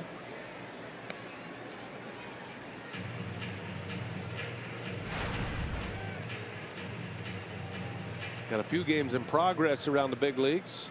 Astros, Pirates. Astros leading Pittsburgh 2-0 in the 7th inning. They go to the 6th inning in Baltimore, and a 4-2 Orioles lead over the Nationals. They've got the Beltway Interleague Series going on in Baltimore tonight. And the Red Sox are out in front of Tampa Bay 2-0, top 5. Everything else is later. Atlanta, Arizona, Oakland hosting Cleveland. Cubs are in San Diego tonight, and the Mariners bring in the Yankees. And as Telly mentioned, the Dodgers have already beaten the Reds today, 18-9.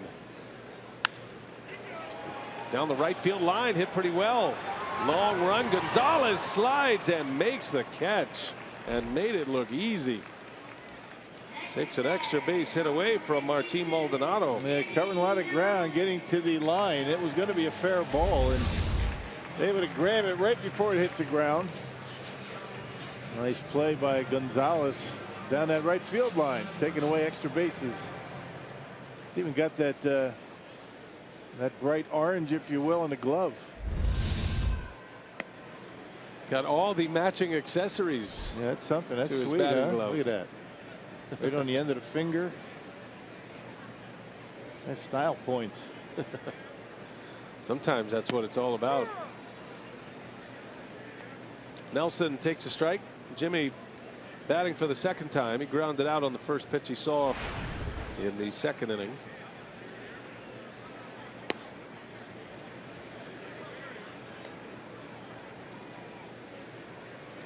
Well, the Brewers are hoping to bolster their rotation as the calendar turns to September. Junior Guerra's on the comeback trail. It's going to have a simulated game tomorrow.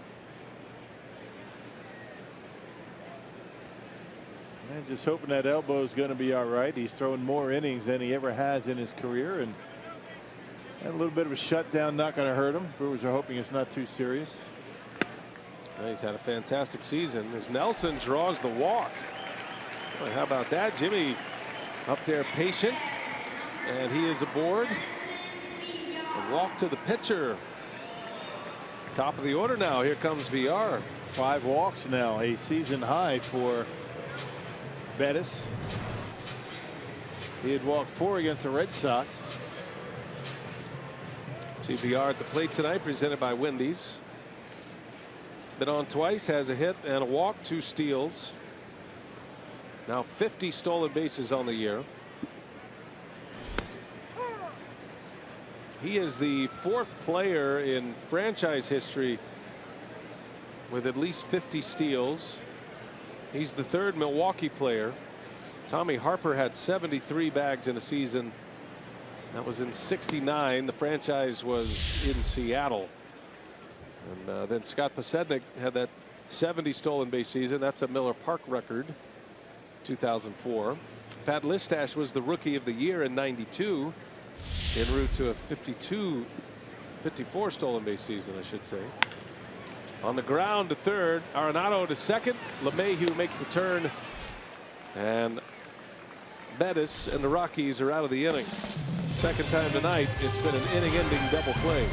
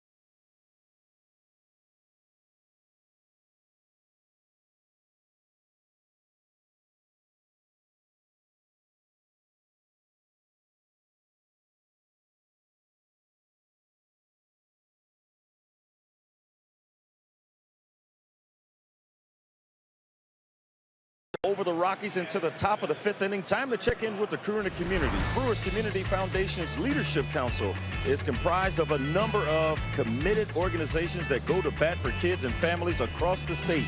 Members like BMO Harris Bank, Delta Dental, Delzer Johnson Controls, Lou Bar and Company, Miller Coors, Northwestern Mutual, We Energy Foundation, and West Bend Mutual. Thank you to the Leadership Council who helps forward BCF's mission every day. BA?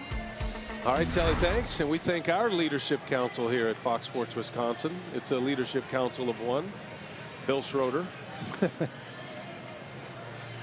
dictatorship. Yeah. Roll with an iron fist. Bettis is going to lead off. The Rockies pitcher will start it for Colorado. He singled his last time up. He punched one through the right side. Nelson giving up a first inning run. Looked a little shaky out of the gates, but he's settled in. He's pitched well since. And has been able to hold down this heavy hitting Rockies lineup. Nelson, 2 strikeouts. Has not walked a batter. He's hit a batter, but he's not walked a batter. And he's given up 4 hits. He's looked good. The fastball's had really good movement on it. I mean, velocity, you know, mid-90s or low 90s. But the movement has been very good tonight.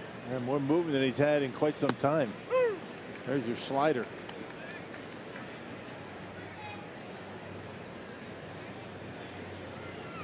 I haven't seen a whole lot of curveballs from Jimmy Nelson, a pitch that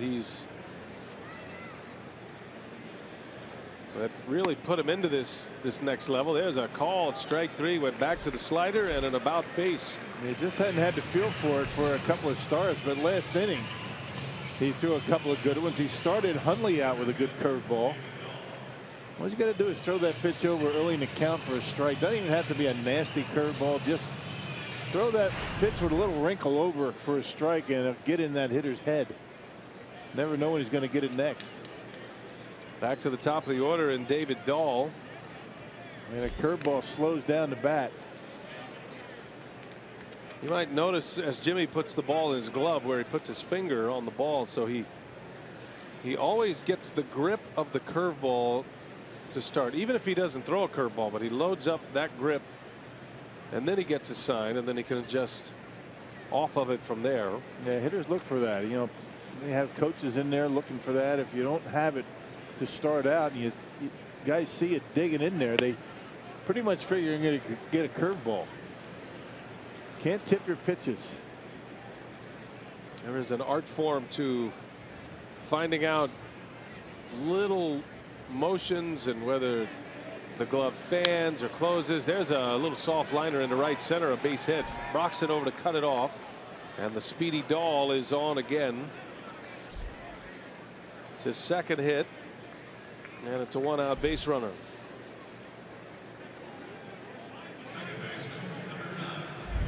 Yeah, Dahl just got a good swing up there. He just stays on the baseball, goes down and gets it. Left-handers like it down there. Low ball hitters and able to dump it out there into center field. The speed of Broxton keeps Dahl at first base. Boy, if Dahl can really run. I was amazed looking up. He was already rounding first base when Broxton cut that ball off. There's strike 1.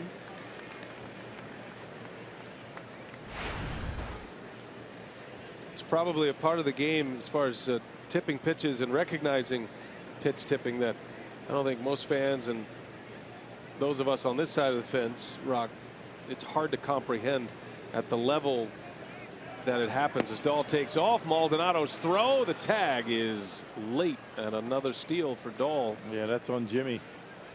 Yeah, good throw by Maldonado. It was a fastball, but guy just too fast. He got a good jump on Nelson, and not much Maldonado can do about it. He's got about 4 steps before Jimmy lets go of it. Not even close. Blinding speed. And he slides feet first.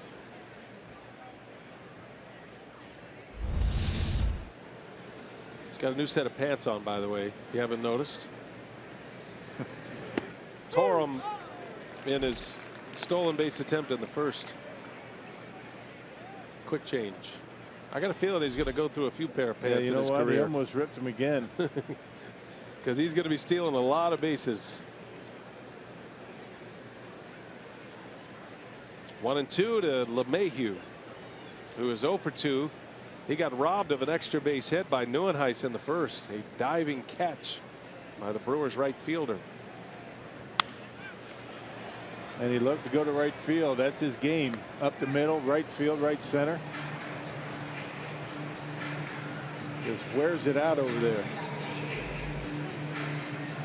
With Broxton's emergence and his offense allowing him to stay in the lineup every day, Neuenhuis has been moved over to right field. Santana's back as well, Domingo Santana. Brewers did designate for assignment Ramon Flores.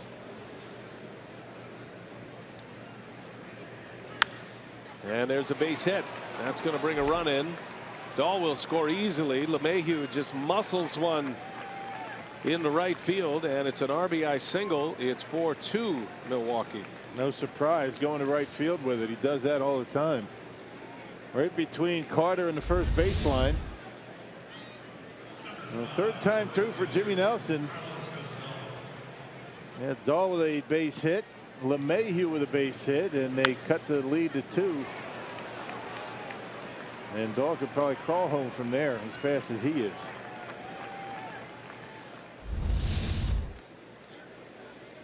And look at all those base hits to center field and right field for DJ LeMahieu. Terrific inside out hitter. Another one of the reasons he's hitting .345 to start play today. Carlos Gonzalez now, 1 out, runner at first.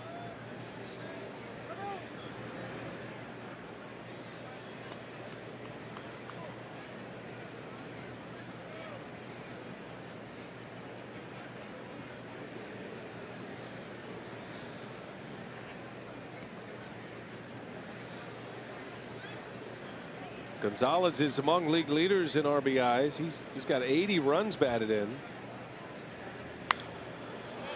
Pops this one up a mile high.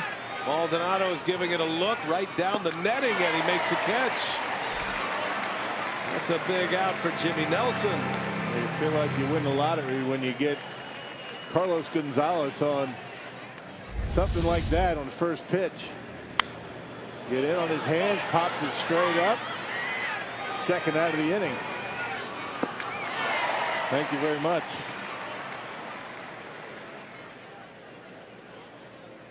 Not a lot of room back there, but Maldonado able to two-hand it for the out. 2 outs in the inning.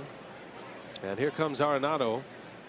2 for 2 today. 6 for his last 7 at the plate. After a 4 for 35 slump leading into the last 2 games. There's a story with Arenado that they played an 11-inning game last week, late night at the ballpark. He was not happy about the way he was swinging the bat. He had the bullpen catcher throw him a midnight session of batting practice, feeling like he needed to lock a few things down with his mechanics after the game now. Yeah. And it took him a couple of days, and saw the results of that on Sunday, and he's on a great run at the plate right now. This one's in the air. Coming in is Broxton. And Jimmy Nelson is going to work through Gonzalez and Arenado to get out of the inning. Run does score. It's 4-2 Milwaukee as we go to the home 5th.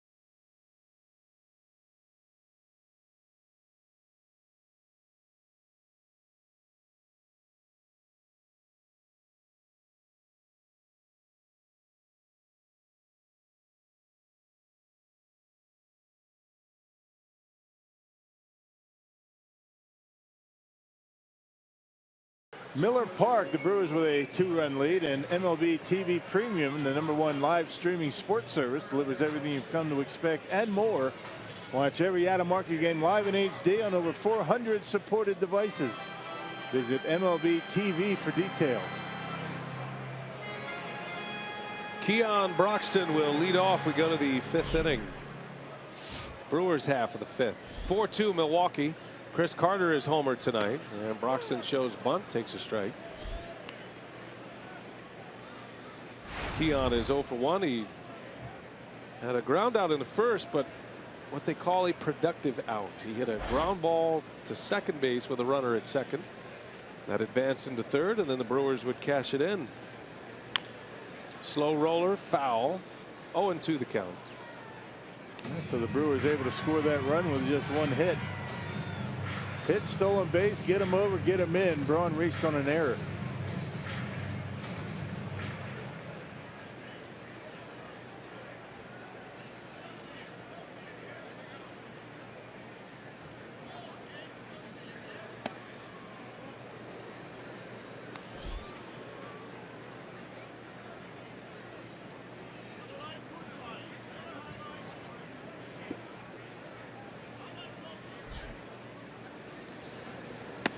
Broxton takes inside. 2-2 now on Keon.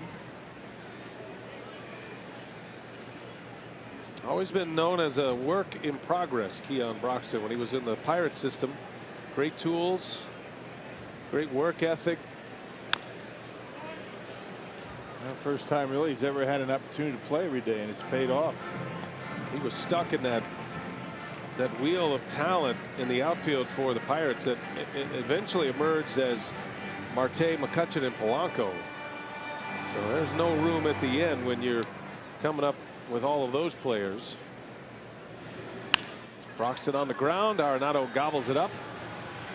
Fires a strike for out number 1.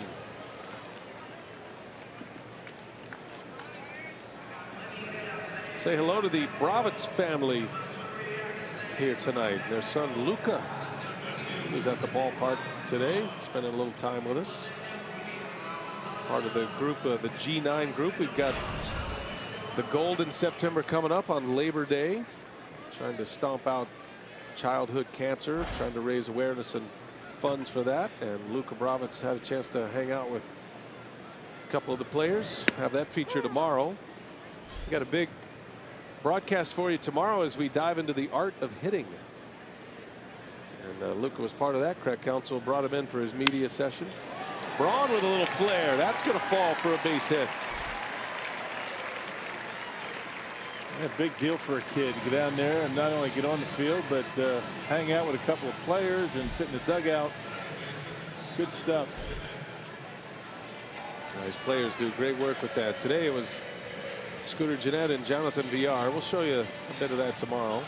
Those guys were fantastic today. Had a lot of fun on the field with Luca, who's fighting cancer and been through some hard times, and he's doing well. He had a great time today. He's got a good swing too. Jason Lane, the assistant hitting coach, offered a few tips. So that'll be part of our broadcast tomorrow. You'll get to meet Luca, and you'll get to dive in with Rock and many others. Darnell Coles, Scooter Gennett, the art of hitting. Yeah. And I subscribe to that Rob Deere theory. Do as I say, not as I did. That's right. No backlegging, one-handed. Right, swinging at anything. That's going to be fun, yeah. I mean, not a tougher thing to do in sports on a consistent basis. Hit a round ball with a round bat and hit it square. I think the most important lesson is the lesson that guy brings every day, Darnell Coles. A positive attitude. PMA. Positive mental attitude. But that goes part and parcel with a lot of hard work. I mean, a lot of hard work. I mean, the work pays off. Doesn't happen by accident. It's not as easy as these guys make it look. Gennett out in front. A lazy fly ball to right. And the second out. Even guys like Ryan Braun spend a lot of time in that batting cage, hitting off the tee, the soft toss, all the drills. Do it before the game. Get here hours before the game and get a lot of work in even before batting practice. These guys just pour through scouting reports, video, clips of the pitcher they're going to be facing tonight, maybe some of the relievers. And the two hitting coaches, Darnell Coles and Jason Lane, they're doing that with every batter and every pitcher they may face. So their work is exponential in terms of what the players do for themselves, and then they all bring it together. And it all starts with the scouting department up in the club level here at Miller Park, pouring through all the scouting reports. They kind of sift through everything, send it down to Darnell, and he kind of dilutes it down a little bit further for the guys. So much information these days. You really have to manage how much you present to these guys. Sometimes you can get caught up thinking too much up at the plate.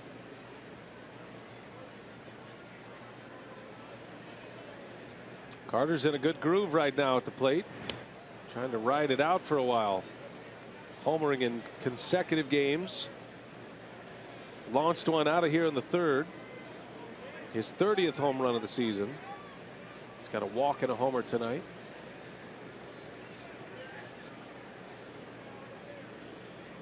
Two outs, 4-2 Brewers, bottom 5. And Carter's able to lay off. Darnell Coles keeps an interesting scoring chart. It's not just hits or no hits. It breaks it down to what you do with 2 strikes. If you're fouling the ball off in the right direction, meaning you're on it, you're recognizing pitches. If you're swinging at strikes, if you hit line drives in certain places, he keeps this running chart going. So a hitter may go back, and we all look at it as maybe he's 0 for 1 or 2 for 3 or whatever, but Darnell Coles has this chart that has a scoring system that says, no, you graded out on this particular level tonight. You might be 0 for 4, but if you've hit 4 line drives and you've hit the ball to the opposite field with authority in a certain situation, and maybe you've gotten yourself in a hitter's count the way the scoring goes, yeah, you might have graded out really high. You might have gotten an A score. Well, Keon Broxton graded out high in first at bat, right? I mean, a ground ball to second. It was a 2-strike ground ball that got a runner over to third base. It's all part of the madness for Darnell Coles. He wants these guys focusing on as much positive as he can. And that's going to be a high mark for Carter. His second walk of the game. He lays off some tough sliders. And 2 are on now with 2 outs. It's all well and good, but these guys, Darnell Coles, always understand that that's all well and good, but this is an outcome-based business here in the major leagues. It comes down to runs scored.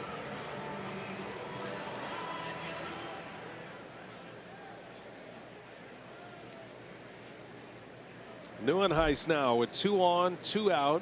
Good speed at second and Braun. Brewers trying to answer the run they allowed in the top of this frame. Kirk drove in 2 with a single in the first inning. Made it a 3-run first. High pitch count here in the 5th inning for Bettis. This will be number 98.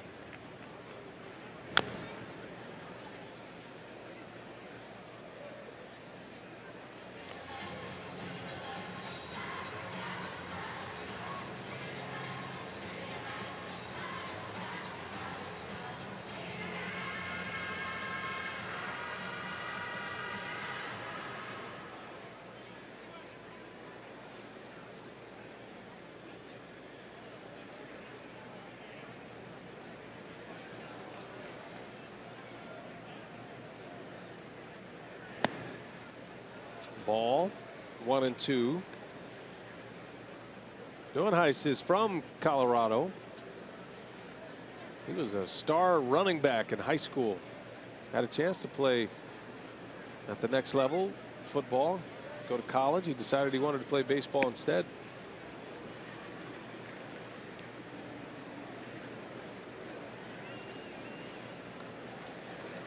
Grew up watching his fair share of Rockies baseball.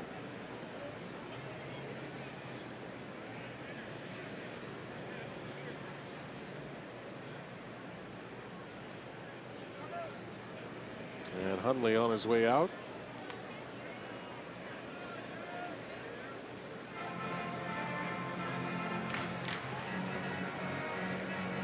Nobody throwing in the bullpen, but some activity stirring. Guys are getting stretched out a little bit. As Bettis sits on 100 pitches. If Neuenhuis should reach, you can bet somebody will be up shortly. Swinging a foul by Neuenhuis. Kirk's from Denver. Played his college ball in California at Azusa Pacific. And one of the reasons he went to Azusa Pacific so he could play baseball. In a high school there. Went down a step in competition in college so he could play baseball. And he ended up as a 3rd round draft pick by the Mets out of Azusa Pacific. If you can play, they'll find you. Yeah, these scouts are good. They will find you no matter where you're at. And now they'll find you anywhere in the globe. If you can play a little baseball, you can throw. You figure that Bettis has a little bit extra in the tank. His last start was rain shortened, only 3 innings, 55 pitches. Then the rains came and he was done. So you figure he's going to be a little extra strong here tonight. 2 on, 2 out. Runners go. Ball 4. Neuenhuis draws the walk.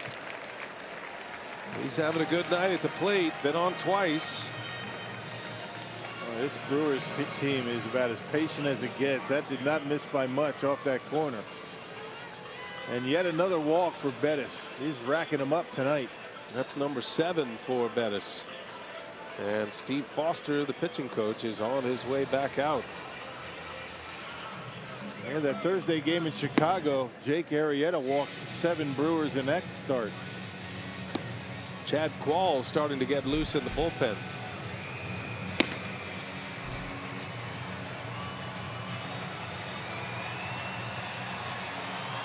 So the Brewers sensing a 2-out opportunity here. They've got them loaded up.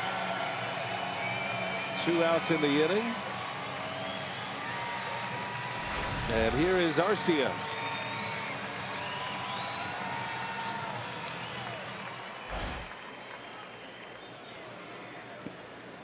Arcia playing in his 19th game in the big leagues tonight.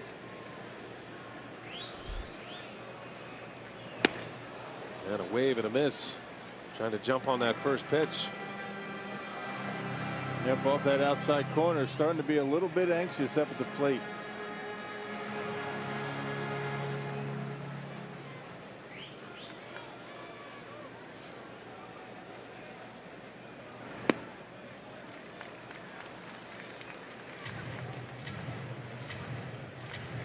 Well, you figure for the Rockies, if Arcia should reach, that'll probably be the end of the line for Bettis. Could chase the starter here in the 5th inning.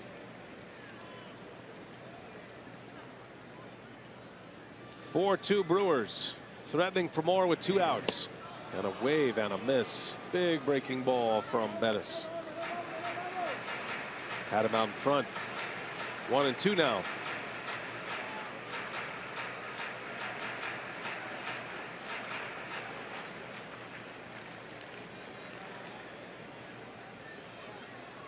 Bettis is grinding away.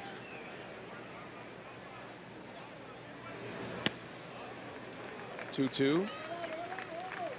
Just trying to find strikes now, it seems like, for Bettis. He has really struggled with command, and every pitch he's had a tough time with. Arcia has helped him out a couple occasions in this at bat.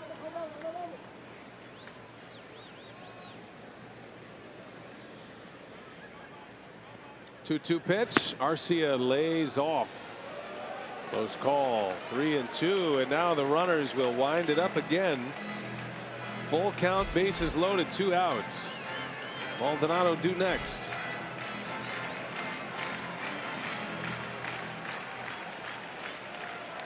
Big moment for the Brewer rookie here. There they go. 3-2 pitch. Chop foul. Got a little wrinkle there with 3-2.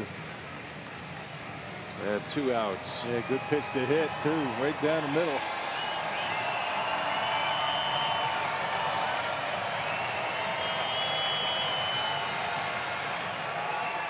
This crowd is hopeful for a big moment. Do it again. Runners go. 3-2 pitch, and another one chopped foul right off his foot.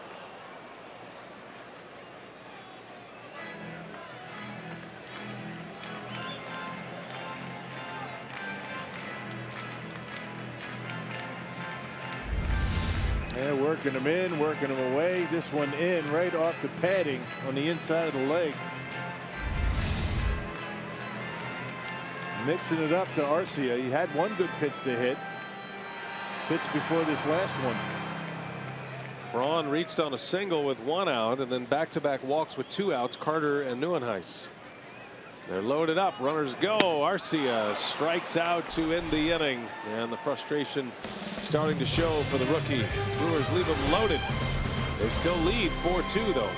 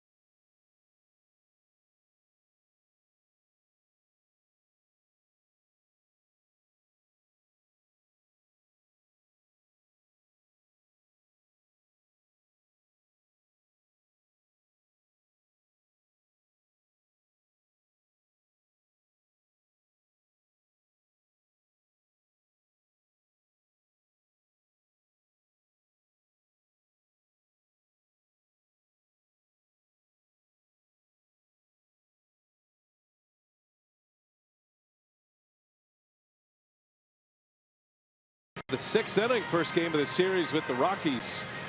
And our Carsoon.com trivia tonight. The question was, who is the only player in Rockies history to win a National League Rookie of the Year award? The answer, Jason Jennings. Yeah, pitcher. Baylor Bear, 2002. Burst onto the scene in 2002. Trevor Story was probably on his way to a Rookie of the Year until he got hurt. Tore ligaments in the thumb, out for the season.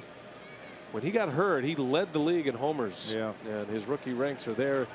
I think Seager in LA is going to be the Rookie of the Year now. And actually, Seager is making a bit of a case for an MVP in the National League, the way he's played. Yeah. I'll tell you, we saw his brother over the weekend in Seattle. He's no slouch either, that guy. Kyle Seager, third baseman for the Mariners. He had a good series. Yeah, they've both been All-Stars. Corey made the All-Star team this year. Still classified as a rookie, even though he played in 27 games last year. Gerardo Parra rolls one over to Carter. And Nelson has his first out. First time he's gotten an out in the 6th inning or later since his start against the Cincinnati Reds right after the All-Star break on July 16th.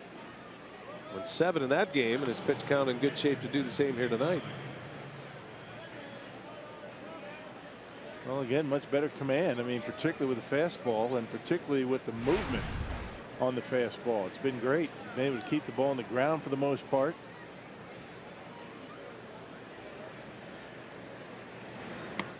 And there you go. You know, first pitch breaking balls. Slider that time. Nick Hundley is 0 for 2. One of the 3 Nelson strikeouts tonight. Hundley was punched out in the 4th on a called strike 3. In the air, left center, playable for Broxton. And 2 quick outs for Nelson here in the 6th. Hey, tonight's time of the game winner, Ben's Northern Bar in Luck, Wisconsin. That's the west end of the state. Luck, Wisconsin. If they call the Brewers by 8 o'clock tomorrow morning, they get 40 tickets to a Friday night game in the Miller Light Beer Pen. You kind of stonewalled me there. I wasn't sure if I was supposed to respond or if you had more to inform us about. Now, this offer courtesy of the Tavern League of Wisconsin and Miller Lite. I don't want to interrupt your flow over there. When I pause like that, that means jump in if you choose. Oh, I'm a little rusty. I missed the Mariners series. I think our stats man was out there this weekend. He was in luck? Yeah. Well, you're in luck. When they say Mike Faulkner was in luck, and he was really in luck. That's the way it goes about his life, too. Isn't that all of us? He's a lucky man. Isn't that all of us? For sure. Sitting here, we are. Wave and a miss for Descalso. Is luck on your off-season things to do list? Places to go. I know you always line up a few every year. It wasn't, but after the report Mike gave me today, I might head up there. Might have a chance. Great golf course in Luck, by the way, Ron.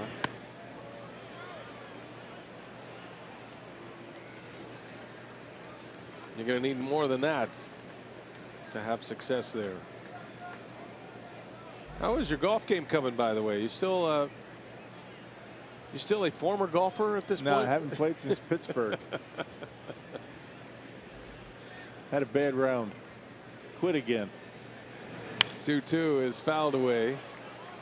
Well, Rock, golf's not for everyone. No, it's not.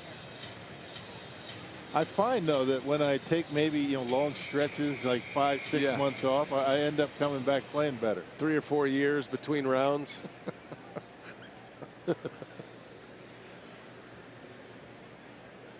2-2 the count. Descalso. And that's hit hard down the right field line.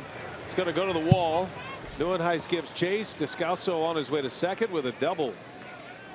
And those 2-out hits against Nelson starting to stack up tonight. Yeah, Descalso really teed off on that fastball. And you see where that pitch ends up. Maldonado reaching over the heart of the plate. That's never a good sign. And Descalso hits it hard down the line. And now the number 8 hitter coming up with a base open, but there's going to be a pinch hitter. 4 2-out hits against Jimmy here tonight. That's good news, bad news scenario. He's got the 4 hits. And a lot of those have come, or the 2 outs, but a lot of them have come with 2 outs and nobody on. Well, and at this point, none of those 2-out hits have scored the first 3.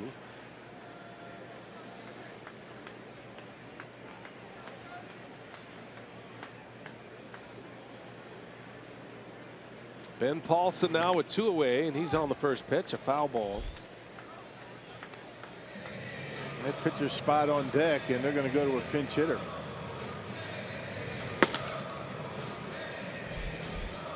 Charlie Blackmon, who is their regular center fielder and leadoff hitter, has been out with a toe injury.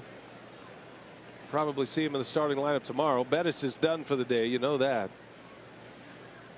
Rocky starter down 2. Rockies threatened with 2 outs. Got a runner at second. 0-1 pitch, a swing and a miss, and Maldonado bluffs a throw back to second.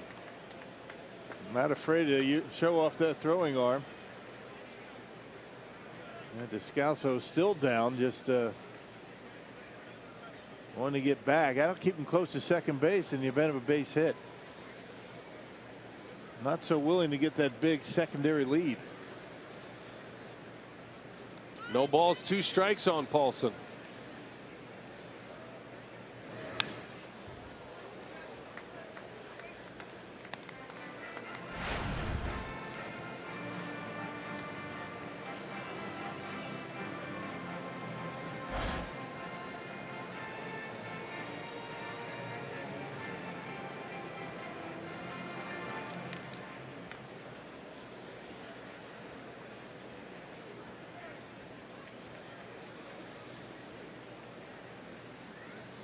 He's got the one he wants.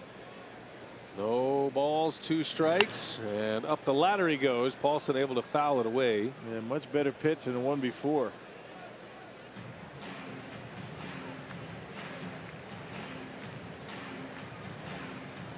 Jimmy with 93 pitches. Jimmy first arrived in the big leagues in 2013. Emerged last year as a potential ace and was off to a good start this year. 0-2 pitch and a swing and a foul again. Paulson is hanging tough.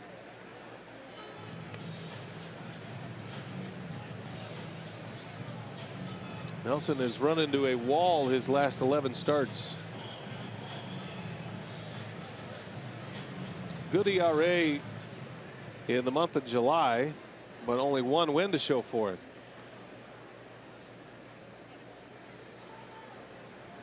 Nelson leading the National League in losses at this point, 6-13. No balls, 2 strikes. And he got him. Nelson with a pump of the fist, a strikeout to end the inning. Number 4 for Jimmy Nelson. And if that's the end of his day, it's a good way to finish. 6 strong, only 2 runs, and the Brewers lead 4-2.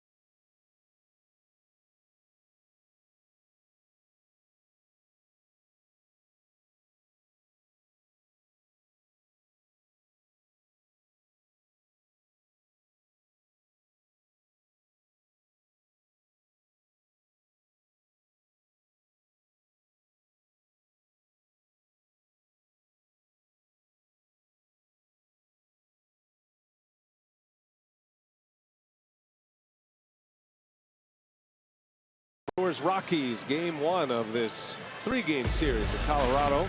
Say, don't forget, you can catch Colin Cowherd and Jason Whitlock, their new show on FS1. Speak for Yourself. It's weekdays at 5 p.m. Central. Rockies have made a number of changes here. Descalso is going to move over to play first base. And Christian Adams, or Adames, will play short. And then the Rockies have a new pitcher, Rock. It's going to be Jordan Lyles. We saw Qualls warming up last inning, but Lyles is on the mound as we start the bottom of the 6th. Yeah, Lyles has made some starts. You can see 26 appearances. 5 of those were in the starting rotation form. A .568 earned run average. Tough place to pitch. You can tell by the numbers that these guys have posted. We'll put Lyles in the 8th spot in the batting order. On the double switch, Maldonado leading the way for the Brewers here in the 6th.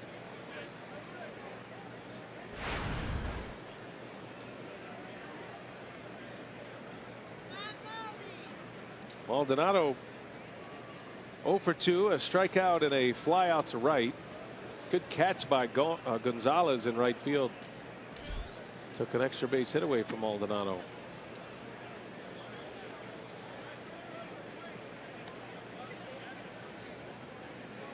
Jimmy Nelson through 6. He strikes out Paulson to end the top of this frame. 7 hits for the Rockies, but only 2 runs. Nelson with 4 Ks. Looks like he might be done for the night. Maldonado on the ground to second. And there is out number 1. And here comes Domingo Santana. He'll pinch hit for Nelson. And Jimmy, a good night. He gave up 7 hits, but did not walk a batter. He did hit a batter, but threw a lot of strikes, minimized the base runners, and was able to get the job done. Except for that 5th inning single by LeMahieu. He did a good job with runners in scoring position tonight. So Domingo Santana, just back from the disabled list, activated on the last road trip. A pinch hit appearance. It's been a long road back for Santana. Initially went down with a shoulder injury, came back, wasn't back long, and then had problems with his elbow and an extended stay on the disabled list. Just couldn't get healthy. He's made 2 starts since his return from the DL, Friday and Sunday. Got a base hit in that big 9th inning for the Brewers yesterday. Playing in only his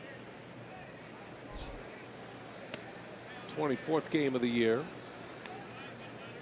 I beg your pardon, his 43rd game of the year.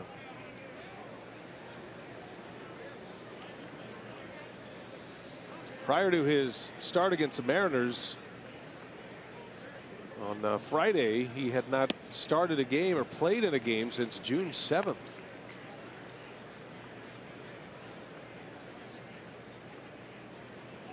Man, big bat to have out of the lineup. Not only a big bat, but a good defender in right. Good throwing arm. And Brewers are trying to get him through the next 6 weeks. Make sure he's healthy. Never know. They might send him down to winter ball for a stretch to get some at bats, but they have, I'm sure, relying on him heavily for the future. He was one of the big prospects that came to the Brewers from the Astros last year in the Carlos Gomez, Mike Fiers deal. Brett Phillips, a big part of that, and the 2 pitchers, Hader and Hauser. Brewers got a good group of players, especially when you consider that the Astros have now released Gomez. Carlos ended up signing with the Rangers. And Santana draws the walk. He'll do that. He's got a great eye at the plate. 8th walk issued by the Colorado Rockies. Brewers just continue to rack up the walks. And that'll take us back to the top of the order. Jonathan Villar.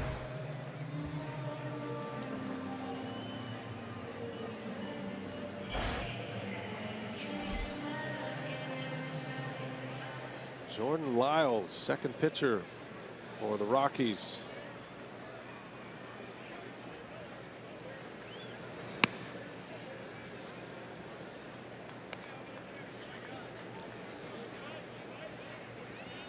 Villar, another former Astro. He was not in that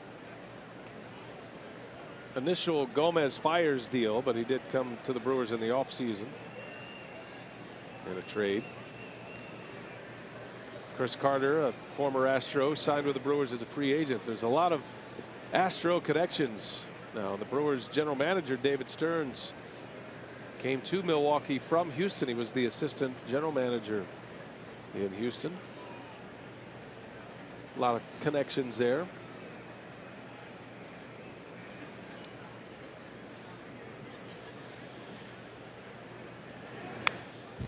Big swing by Villar.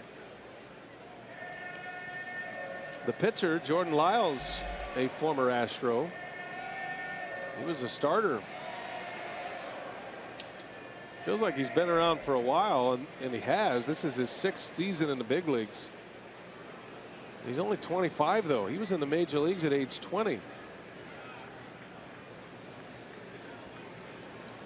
Brewers saw him when they were still in the same division, when he pitched for the Astros against Milwaukee. Yeah, and this year he's bounced between AAA and the big leagues. 3rd different time he's been with the Rockies this year, so he's spent a lot of time in the minor leagues. AAA Albuquerque, another place that's a pretty good hitter's ballpark. Right.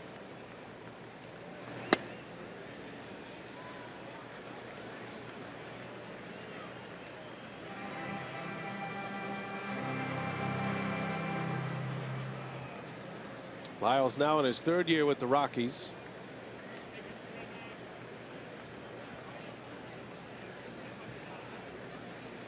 VR with a hitter's count. Got a runner at first with 1 out. On the ground, chance for 2. LeMahieu to Adames over to first. Double play. 3rd time tonight. The Rockies have had an inning-ending double play. Still 4-2 Milwaukee.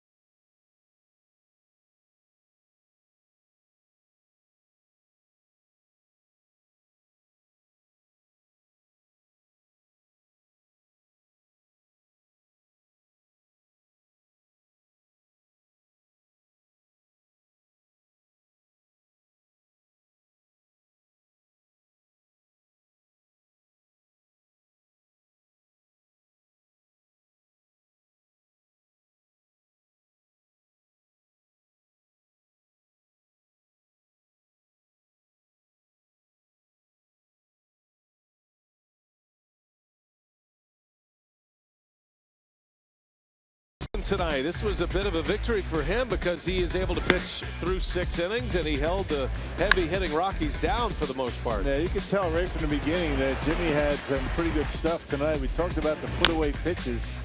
Not as many foul balls tonight because of good movement on the fastball. Did not walk a batter. That's always a good sign for Nelson. He showed a good slider. He threw some curveballs, and it's certainly a step in the right direction. So Jimmy able to throw 6 strong innings and leaves with a 4-2 lead. Good job tonight. First quality start for Nelson since July 16th. He's got a chance to win this game. And it'll be Carlos Torres first out of the bullpen. Counsell finally set up in his winning bullpen. Hasn't had that luxury in a while, as a matter of fact. He pitched in yesterday's game. He tossed a perfect 7th inning that included a couple of strikeouts in that Brewers come from behind victory. Always important to have your bullpen throw well if you're hoping to come back in a game, and they certainly did. Christian Adames will lead off for the Rockies. Remember, he came in on the double switch last inning. He'll start the inning at the plate.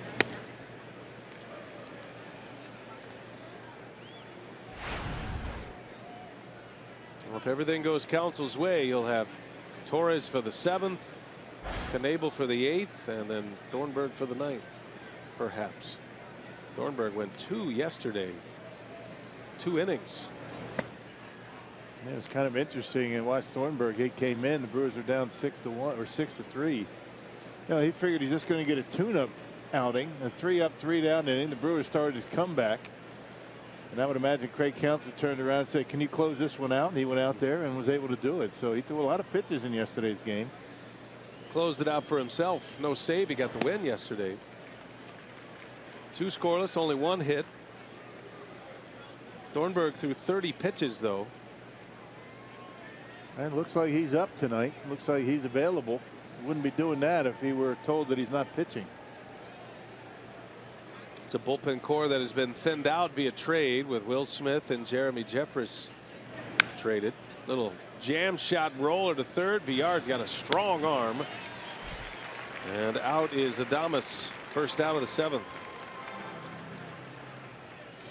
Well, VR can make up some distance with that throwing arm.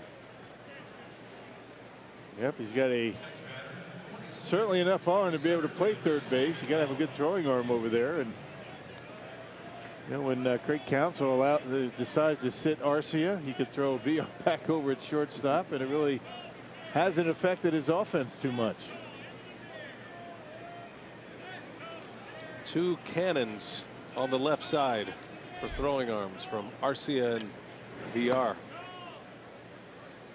It's been fun watching this group too. Jeanette and VR and Arcia. I was talking to Scooter Jeanette today in Brewers Live pregame, and these guys are rooting for each other. They're picking up each other, helping each other out, spending a lot of time together, working especially with Arcia. Yeah. And you know, Jeanette has been around the longest. You put Hernan Perez in that group as well, but Jeanette, as far as being in Milwaukee, has the most time in the big leagues here. And by no means does Scooter or any of these other guys feel like their position is guaranteed. And you like to hear things like that. They know that there's another wave of players coming. They know they could be a big part of the rebuild here in Milwaukee, and they want to be a part of it, but not taking anything for granted. Guy you just saw, Hernan Perez, man, one of the hottest Brewer hitters, not starting tonight. And talk about a guy that can play just about anywhere, and he has. He's played just about every position except for catch. So he looked great at first base the other night in Seattle. Yes, he did. Tightens up that defense significantly. Chopper over to second. Short hop for Jeanette. There is out number 2, and Torres with a couple of ground ball outs keeps Dahl off the base pads in this 7th inning. I really can't think of a guy that has been more valuable to this Brewers bullpen than Carlos Torres. I mean, all the things he can do, the versatility, give you 2 innings, he'll give you 3 tough outs late in the game. He has been a nice surprise, and Brewers picked him up right before the season started. Mets let him go. Braves let him go, I should say, and he has been tremendous all year. Kind of came in as the mop-up man, maybe the long man, the guy who comes in if a starter struggles early in a game. That was his role to begin the season. He's basically pitched in every role you can imagine, including closer. He has. He had a couple of saves against the team that released him, the Braves, back-to-back nights in Atlanta. Ground ball to second, and with that kind of inning, that gives Craig Counsell some options to roll him back out there for the 8th. We shall see.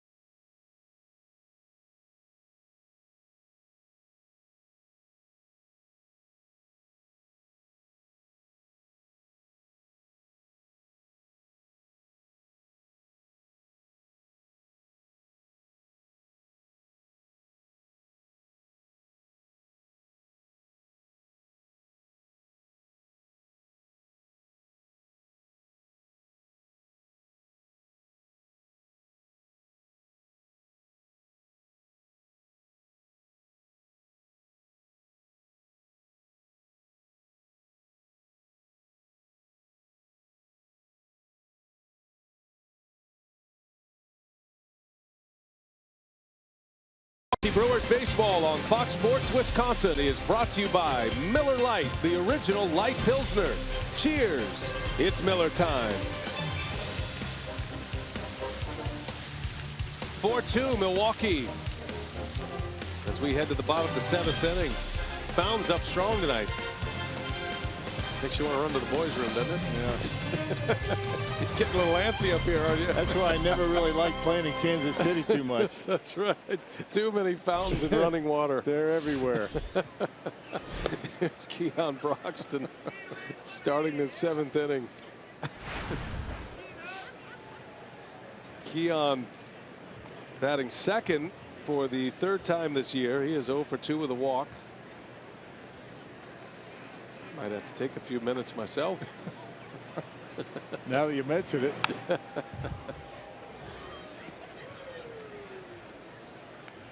Truck rolling out the fountain footage here in the 7th inning. Do you get a sense of a little fall in the air? I remember you said that when we were in Chicago. It was about 95 degrees. No. Oh yeah. It went from 90 to 88, and I was being sarcastic. There's a touch of fall in the air. Oh, you were being sarcastic. But I do feel it today. I feel what you're saying right now. It was nice today. Beautiful. Last night, came home last night. There was a nice cool air. What time was that? That was about 7 hours earlier than you got home, unfortunately. Fortunately for me. I was in Detroit yesterday. Had a chance to see the Red Sox and the Tigers, and had a chance to see Aaron Hill. And Casey McGee's playing third base for the Tigers now every day. Saw K-Rod, talked to him for a minute. He's doing great. K-Rod he's still giving him the 20 minutes of terror, but he is locking up games for the Tigers when it counts. Still saving games, racking up the saves. Slow roller going to be a tough play. LeMahieu, the throw, and it's in time to get Broxton. Boy, LeMahieu is some kind of smooth at second base. Yes, he is. And Keon Broxton can fly down that line. Paul Emmel rings it up at first base. Boy, over the head, and you figure Broxton has a shot at it, but LeMahieu with a good arm to get the throw over to first base. God, look how close that is. Great call over there by the first base umpire. Boy, inches. LeMahieu brings not just great offense. He's the league leader in batting average right now, but he plays a mean second base. He's got a Gold Glove to show for it. Ryan Braun now with one away. Ryan with a hit and an RBI tonight. The RBI came on an error. He hit a ground ball to short with a runner at third in the first inning. Just about like that. That'll be a 6-3 putout. Adames over to first. 2 outs in the inning now.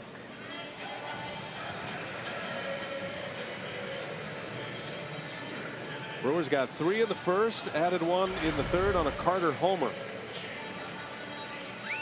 Scooter was part of that first inning. Walked and scored in the 3-run first. Braun and Neuenhuis with the RBIs. Kirk drove in 2 with a single with 1 out. And then Carter hit his 30th homer of the year in the third. Rockies got their runs in the first and the fifth. First run came in on a wild pitch from Nelson.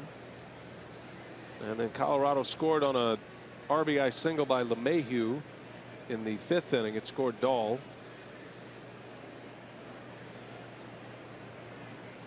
Brewers have made the most of their 4 hits.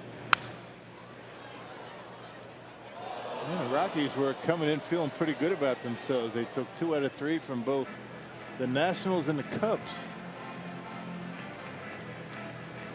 So playing some pretty good baseball coming into here to Milwaukee. They scored 11 runs on the Cubs yesterday. Got Jason Hamill. De La Rosa handed Hamill a loss yesterday. Rockies won that game 11-4.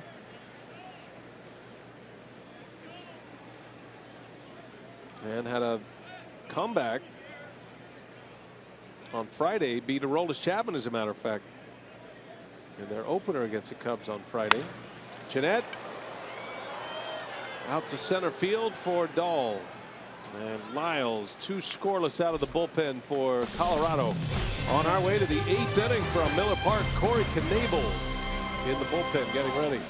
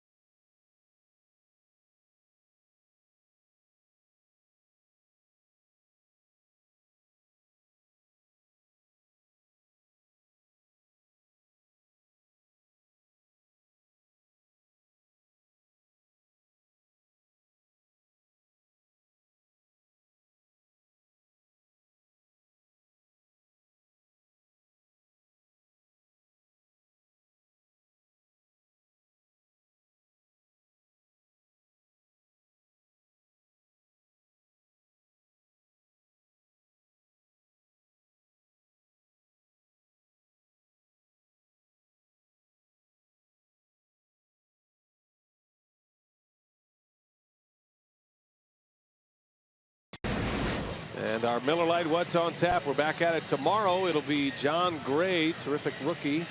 He's on the mound for Colorado. Chase Anderson will start for the Brewers. Airtime 6:30 on Fox Sports Wisconsin. First pitch at 7:10. Let's get you caught up here tonight as we go to the 8th. In the first inning, Kurt Neuenhuis delivers a 2 RBI single to make a 3-run first for the Brewers. It was 3-1 at that point. Then Chris Carter launched one out. Second home run in as many games. His 30th of the year. That made it 4-1. And the Rockies were able to get one back with an RBI single off the bat of DJ LeMahieu. Jimmy Nelson started, gave up 2 runs in 6 innings. He's in line for the win. Torres just worked a scoreless 7th, and now it's Knebel for the 8th. Yeah, Knebel pitched last on Thursday against the Chicago Cubs. Gave up a run in an inning of work.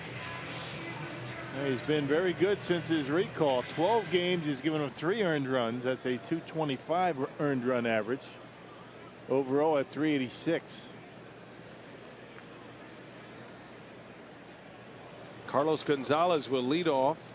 This will be the tough part of the order for Knebel. He'll have to deal with 3, 4, and 5. That includes the National League home run and RBI leader in Arenado due next.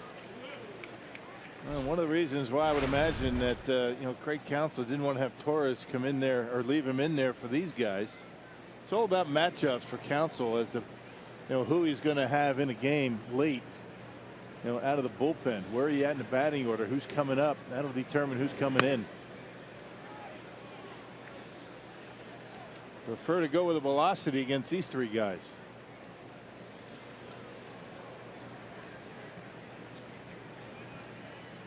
One day leads to a next in this game when you play every day.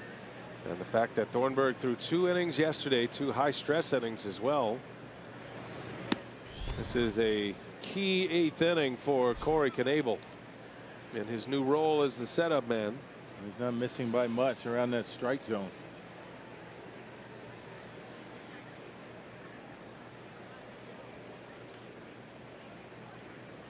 Two balls and a strike.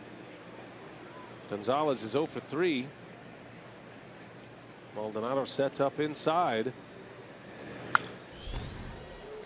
Put that fastball by him.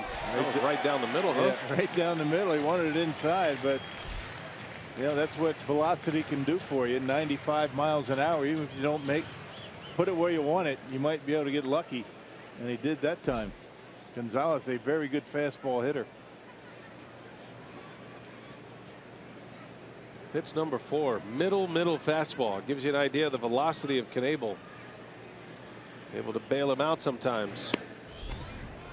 Tried to spot that fastball. He just missed. 3-2 to count. And look where these 3 pitches out of the strike zone ended up. Not missing by much. A lot of heat on this pitch with Arenado due next.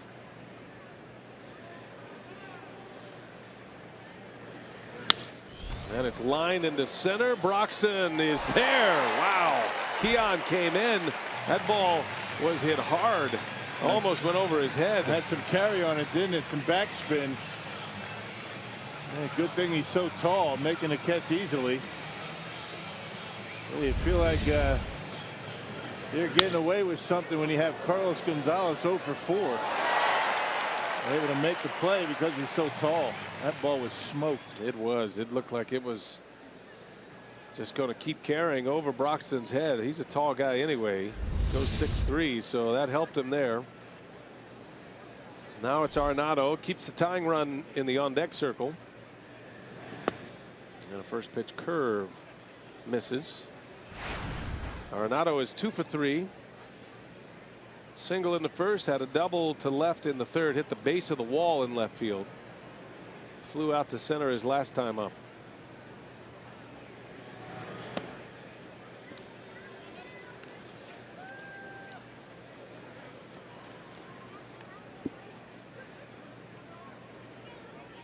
Knebel did not pitch in the Mariners series.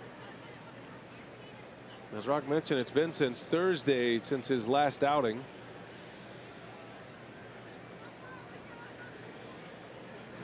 Yeah, but he was up and throwing in yesterday's game. He was up and throwing in the 9th.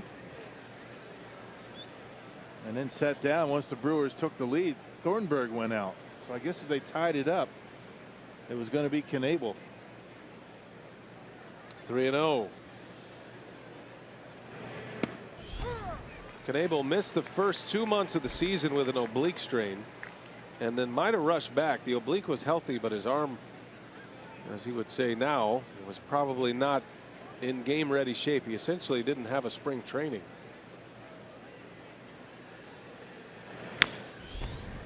And you got to give him credit too, because at the time of his demotion to AAA, he was told, look, just go get yourself strong again, get some confidence back, pitch well, and you'll come right back up. That's easy to say, but that's sometimes tough to do, especially in Colorado Springs. And he went down there and dominated. 11 games, had a 1.3 ERA in AAA, and he was called back up. His ERA at 2.25 since being recalled from Colorado Springs. And that fastball is right by Arenado in a hitter's count. And 96. Arenado wondering how he's missed him.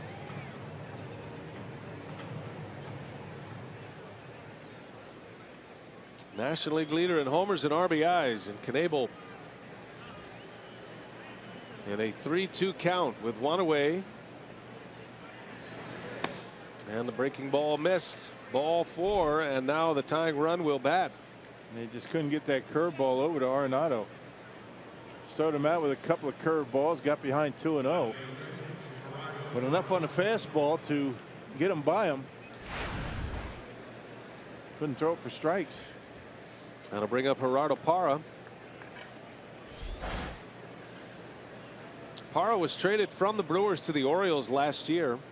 That's how Milwaukee got Zach Davies. Orioles were in a pennant race. Didn't end up making it to the postseason. Be careful first pitch. And a first pitch strike. Right on the edge. There's Davies. Straight up in the Parra deal.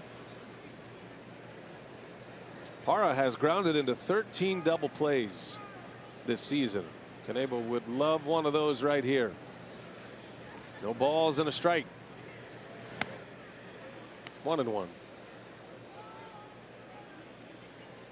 It's been a down year for Parra. He's been a Gold Glove outfielder. Had a low batting average for his standards, low on base for his standards as well. He's only walked 4 times all season. Yeah, how about that? Over 300 plate appearances.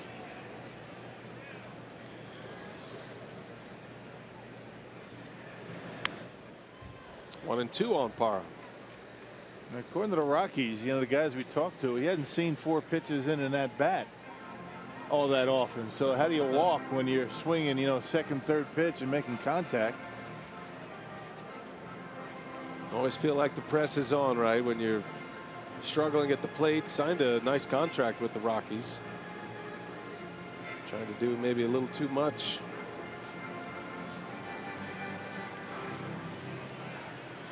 He's been a good player.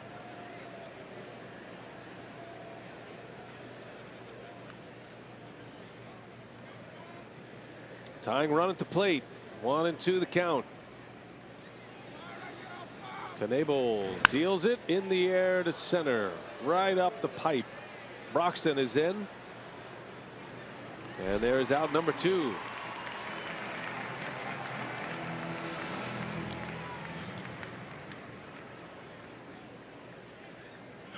Two gone for Nick Hundley now. Remember, the Rockies still have Charlie Blackmon available. Word is he'll be back in the starting lineup tomorrow. Been out with that toe injury. Their leadoff hitter and center fielder.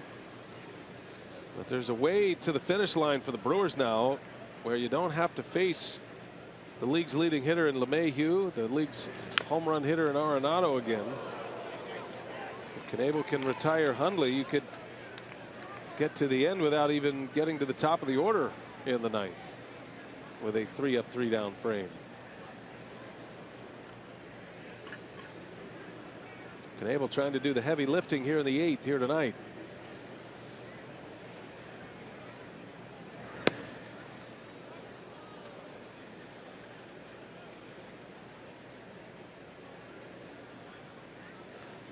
I tell you, the pitches that Knebel has missed have not missed by that much. All his pitch was right on the corner. 1 ball, 1 strike. 2-1.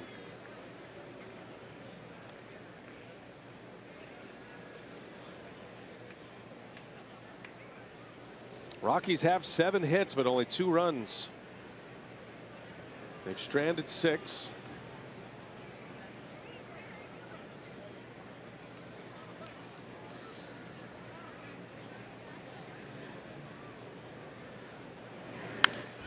In the air, foul. Carter will give it a look. Will it stay playable? Carter at the edge, and he'll make the catch to end the inning. Corey Knebel gets through the 8th. A scoreless 8th. And the Brewers still lead 4-2.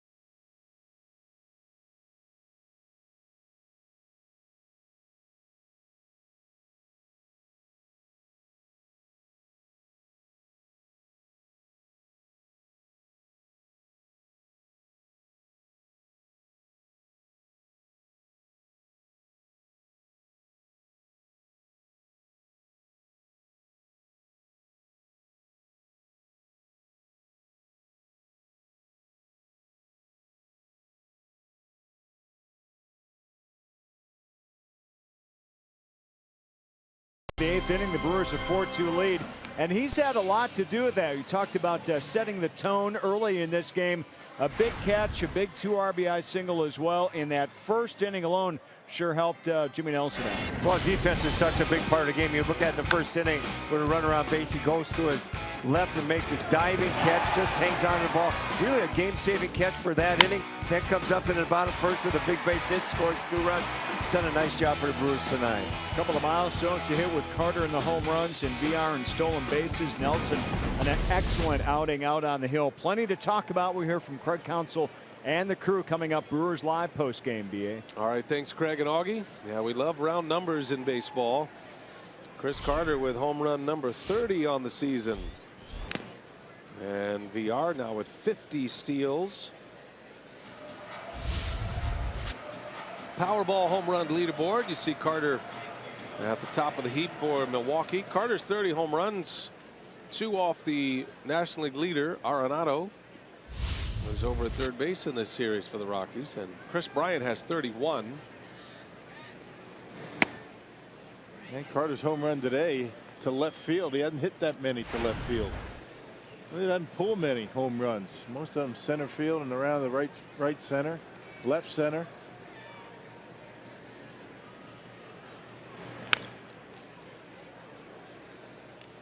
Well, the home runs are impressive, but the fact that he was able to draw a walk in the 5th inning, he laid off a couple of nasty breaking balls from Bettis. That gives you an idea he's seeing the ball well. He's walked twice tonight. 1 ball, 2 strikes. Lyles back out there for his 3rd inning. Carter is at 37. That's his high water mark. He did that in 14 with the Astros. Got a chance at that this season.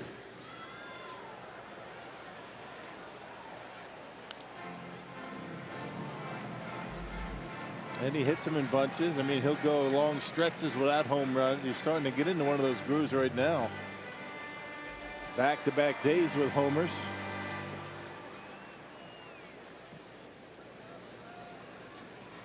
Two-two the count. And Carter, little half swing roller. That'll stay fair. Lyles will make the play. A one unassisted putout for the first out. Hey, there's just one kids and seniors discount day left in 2016, and it's coming up on Wednesday as the Brewers close out this series with the Rockies. And kids and seniors save 50% on tickets. Go to brewers.com/fan values for tickets. Kids and seniors discount days. Good deal. 50% off. Brewers starting a long homestand tonight. 3 with the Rockies, 4 with the Pirates starting on Thursday, and then 3 with the Cardinals next week. Hope you'll make plans to visit us here at Miller Park before school starts. School starting up on the 1st for most of the schools and most of the students here. And with that, as always, we tip our hat to all of those teachers out there and all those school administrators. You guys do the hero's work. Yep. We appreciate it very much.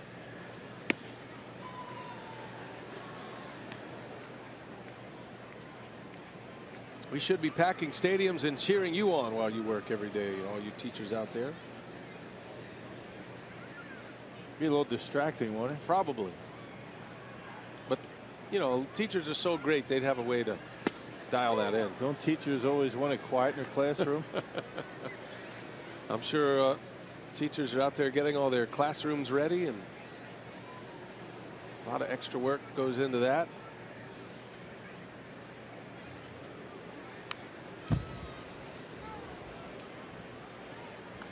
My father was a teacher. Mm-hmm. Yeah. Science teacher and then a principal. With the big paddle, right?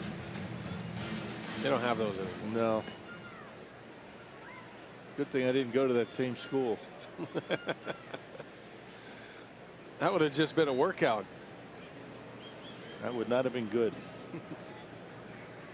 2-2. Neuenhuis takes a ball.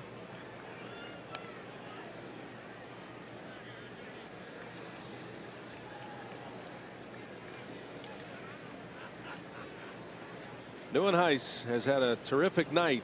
Had a diving catch. Drove in the first, or drove in 2 runs in the first. Just missed that one in a fly ball to right. Second out of the inning. I'll tell you, Lyles, if he gets through 3 innings here, that is going to set up the Rockies very well for tomorrow. Their starter, Chad Bettis, went 5 innings here tonight. And Lyles has been in there ever since. He's only given up 1 walk. Erased that walk with a double play ball. So he's faced the minimum in his 3 innings. Yeah, the Brewers have had opportunities to put this game away. They haven't been able to do it. 8 walks in the game, and check this out, only 1 has scored. That was Scooter Gennett in the first inning. Brewers have left 6 tonight. That biggest opportunity was the 5th, bases loaded. Arcia struck out with the bases loaded in that inning to end the inning. Orlando is 0 for 3.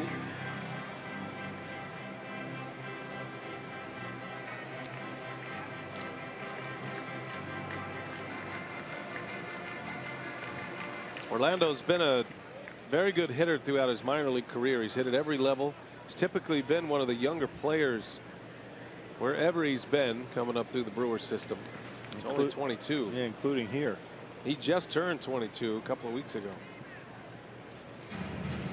The Brewers feel that he's got the mental toughness to be able to withstand some of the struggles. That's the biggest question mark. You know, when you bring up a kid this young, can he handle the situations you know, that don't go all that well? They feel as though he can. Strikes out to end the inning. And Jordan Lyles with 3 scoreless out of the Rockies bullpen. Well, it's a save opportunity, and Tyler Thornburg is coming out to try to close it down for the Brew Crew.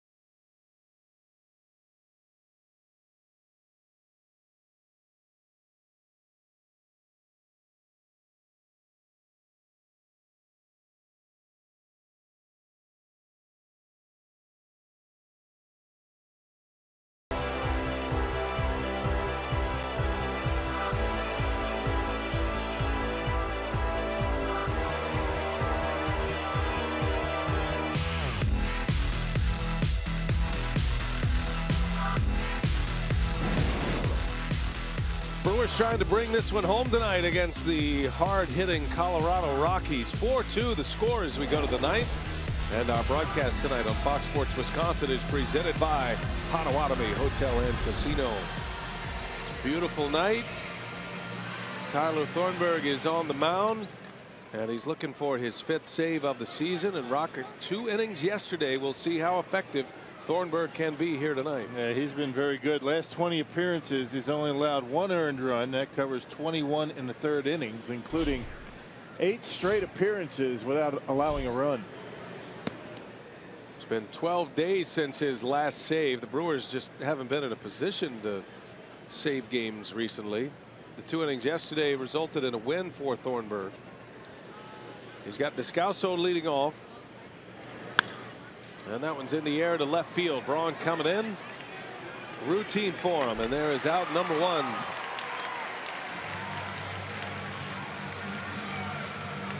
Thornburg will face the bottom of this order. And you figure you're going to see a couple of pinch hitters here. Ryan Rayburn will come on to bat in what is now the spot occupied by the pitcher. And kind of interesting that they're not going to use Charlie Blackmon in this situation. He's on deck.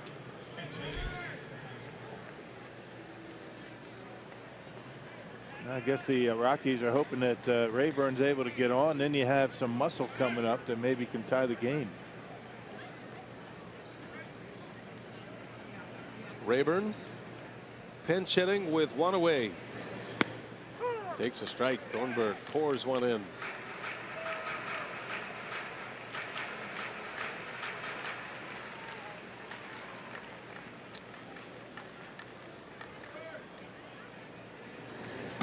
Fastball by him.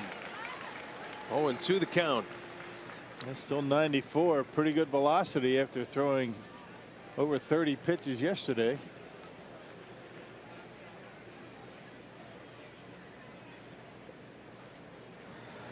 Here's the 0-2. Back with the fastball. Rayburn able to foul that one off. Put it right where Maldonado wanted it, up in the zone.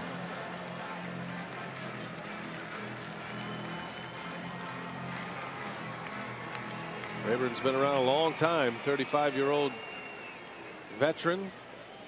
A lot of years with the Tigers. Thornburg gets him a big curveball and a strikeout for out number 2. Man didn't bother running, and he's going to be automatically called out. Well, how about that sequence by Tyler Thornburg? But the nasty break on his curveball, right straight down, one of those 12-6 rotation curveballs, and Rayburn not able to hold up on it. 2 quick outs for Tyler Thornburg. And now Walt Weiss is going to bring on Charlie Blackmon. Outstanding center fielder and leadoff hitter for the Rockies. Rockies are hopeful to get him in the starting lineup tomorrow.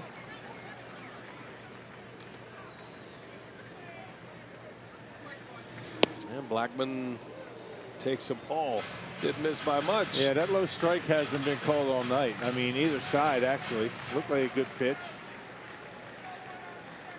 Carapazza has been very consistent tonight. Big hack. 1-1 on Blackmon. Thornburg's thrown 8 pitches, 6 of them for strikes.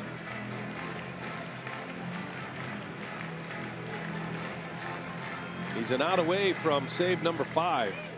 Took over that role for Jeremy Jeffress after the trade with the Rangers. The 1-1, Blackmon late, 1-2 the count.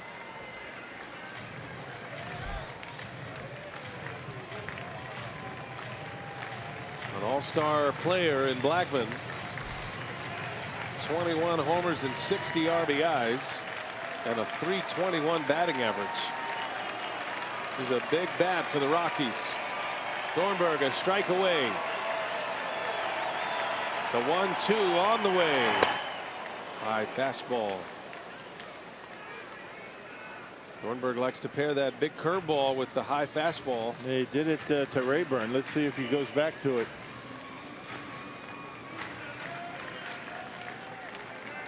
Maldonado hanging the signs. Coming back to the heat. And the 2-2 pitch. And he got him a strikeout to end the game.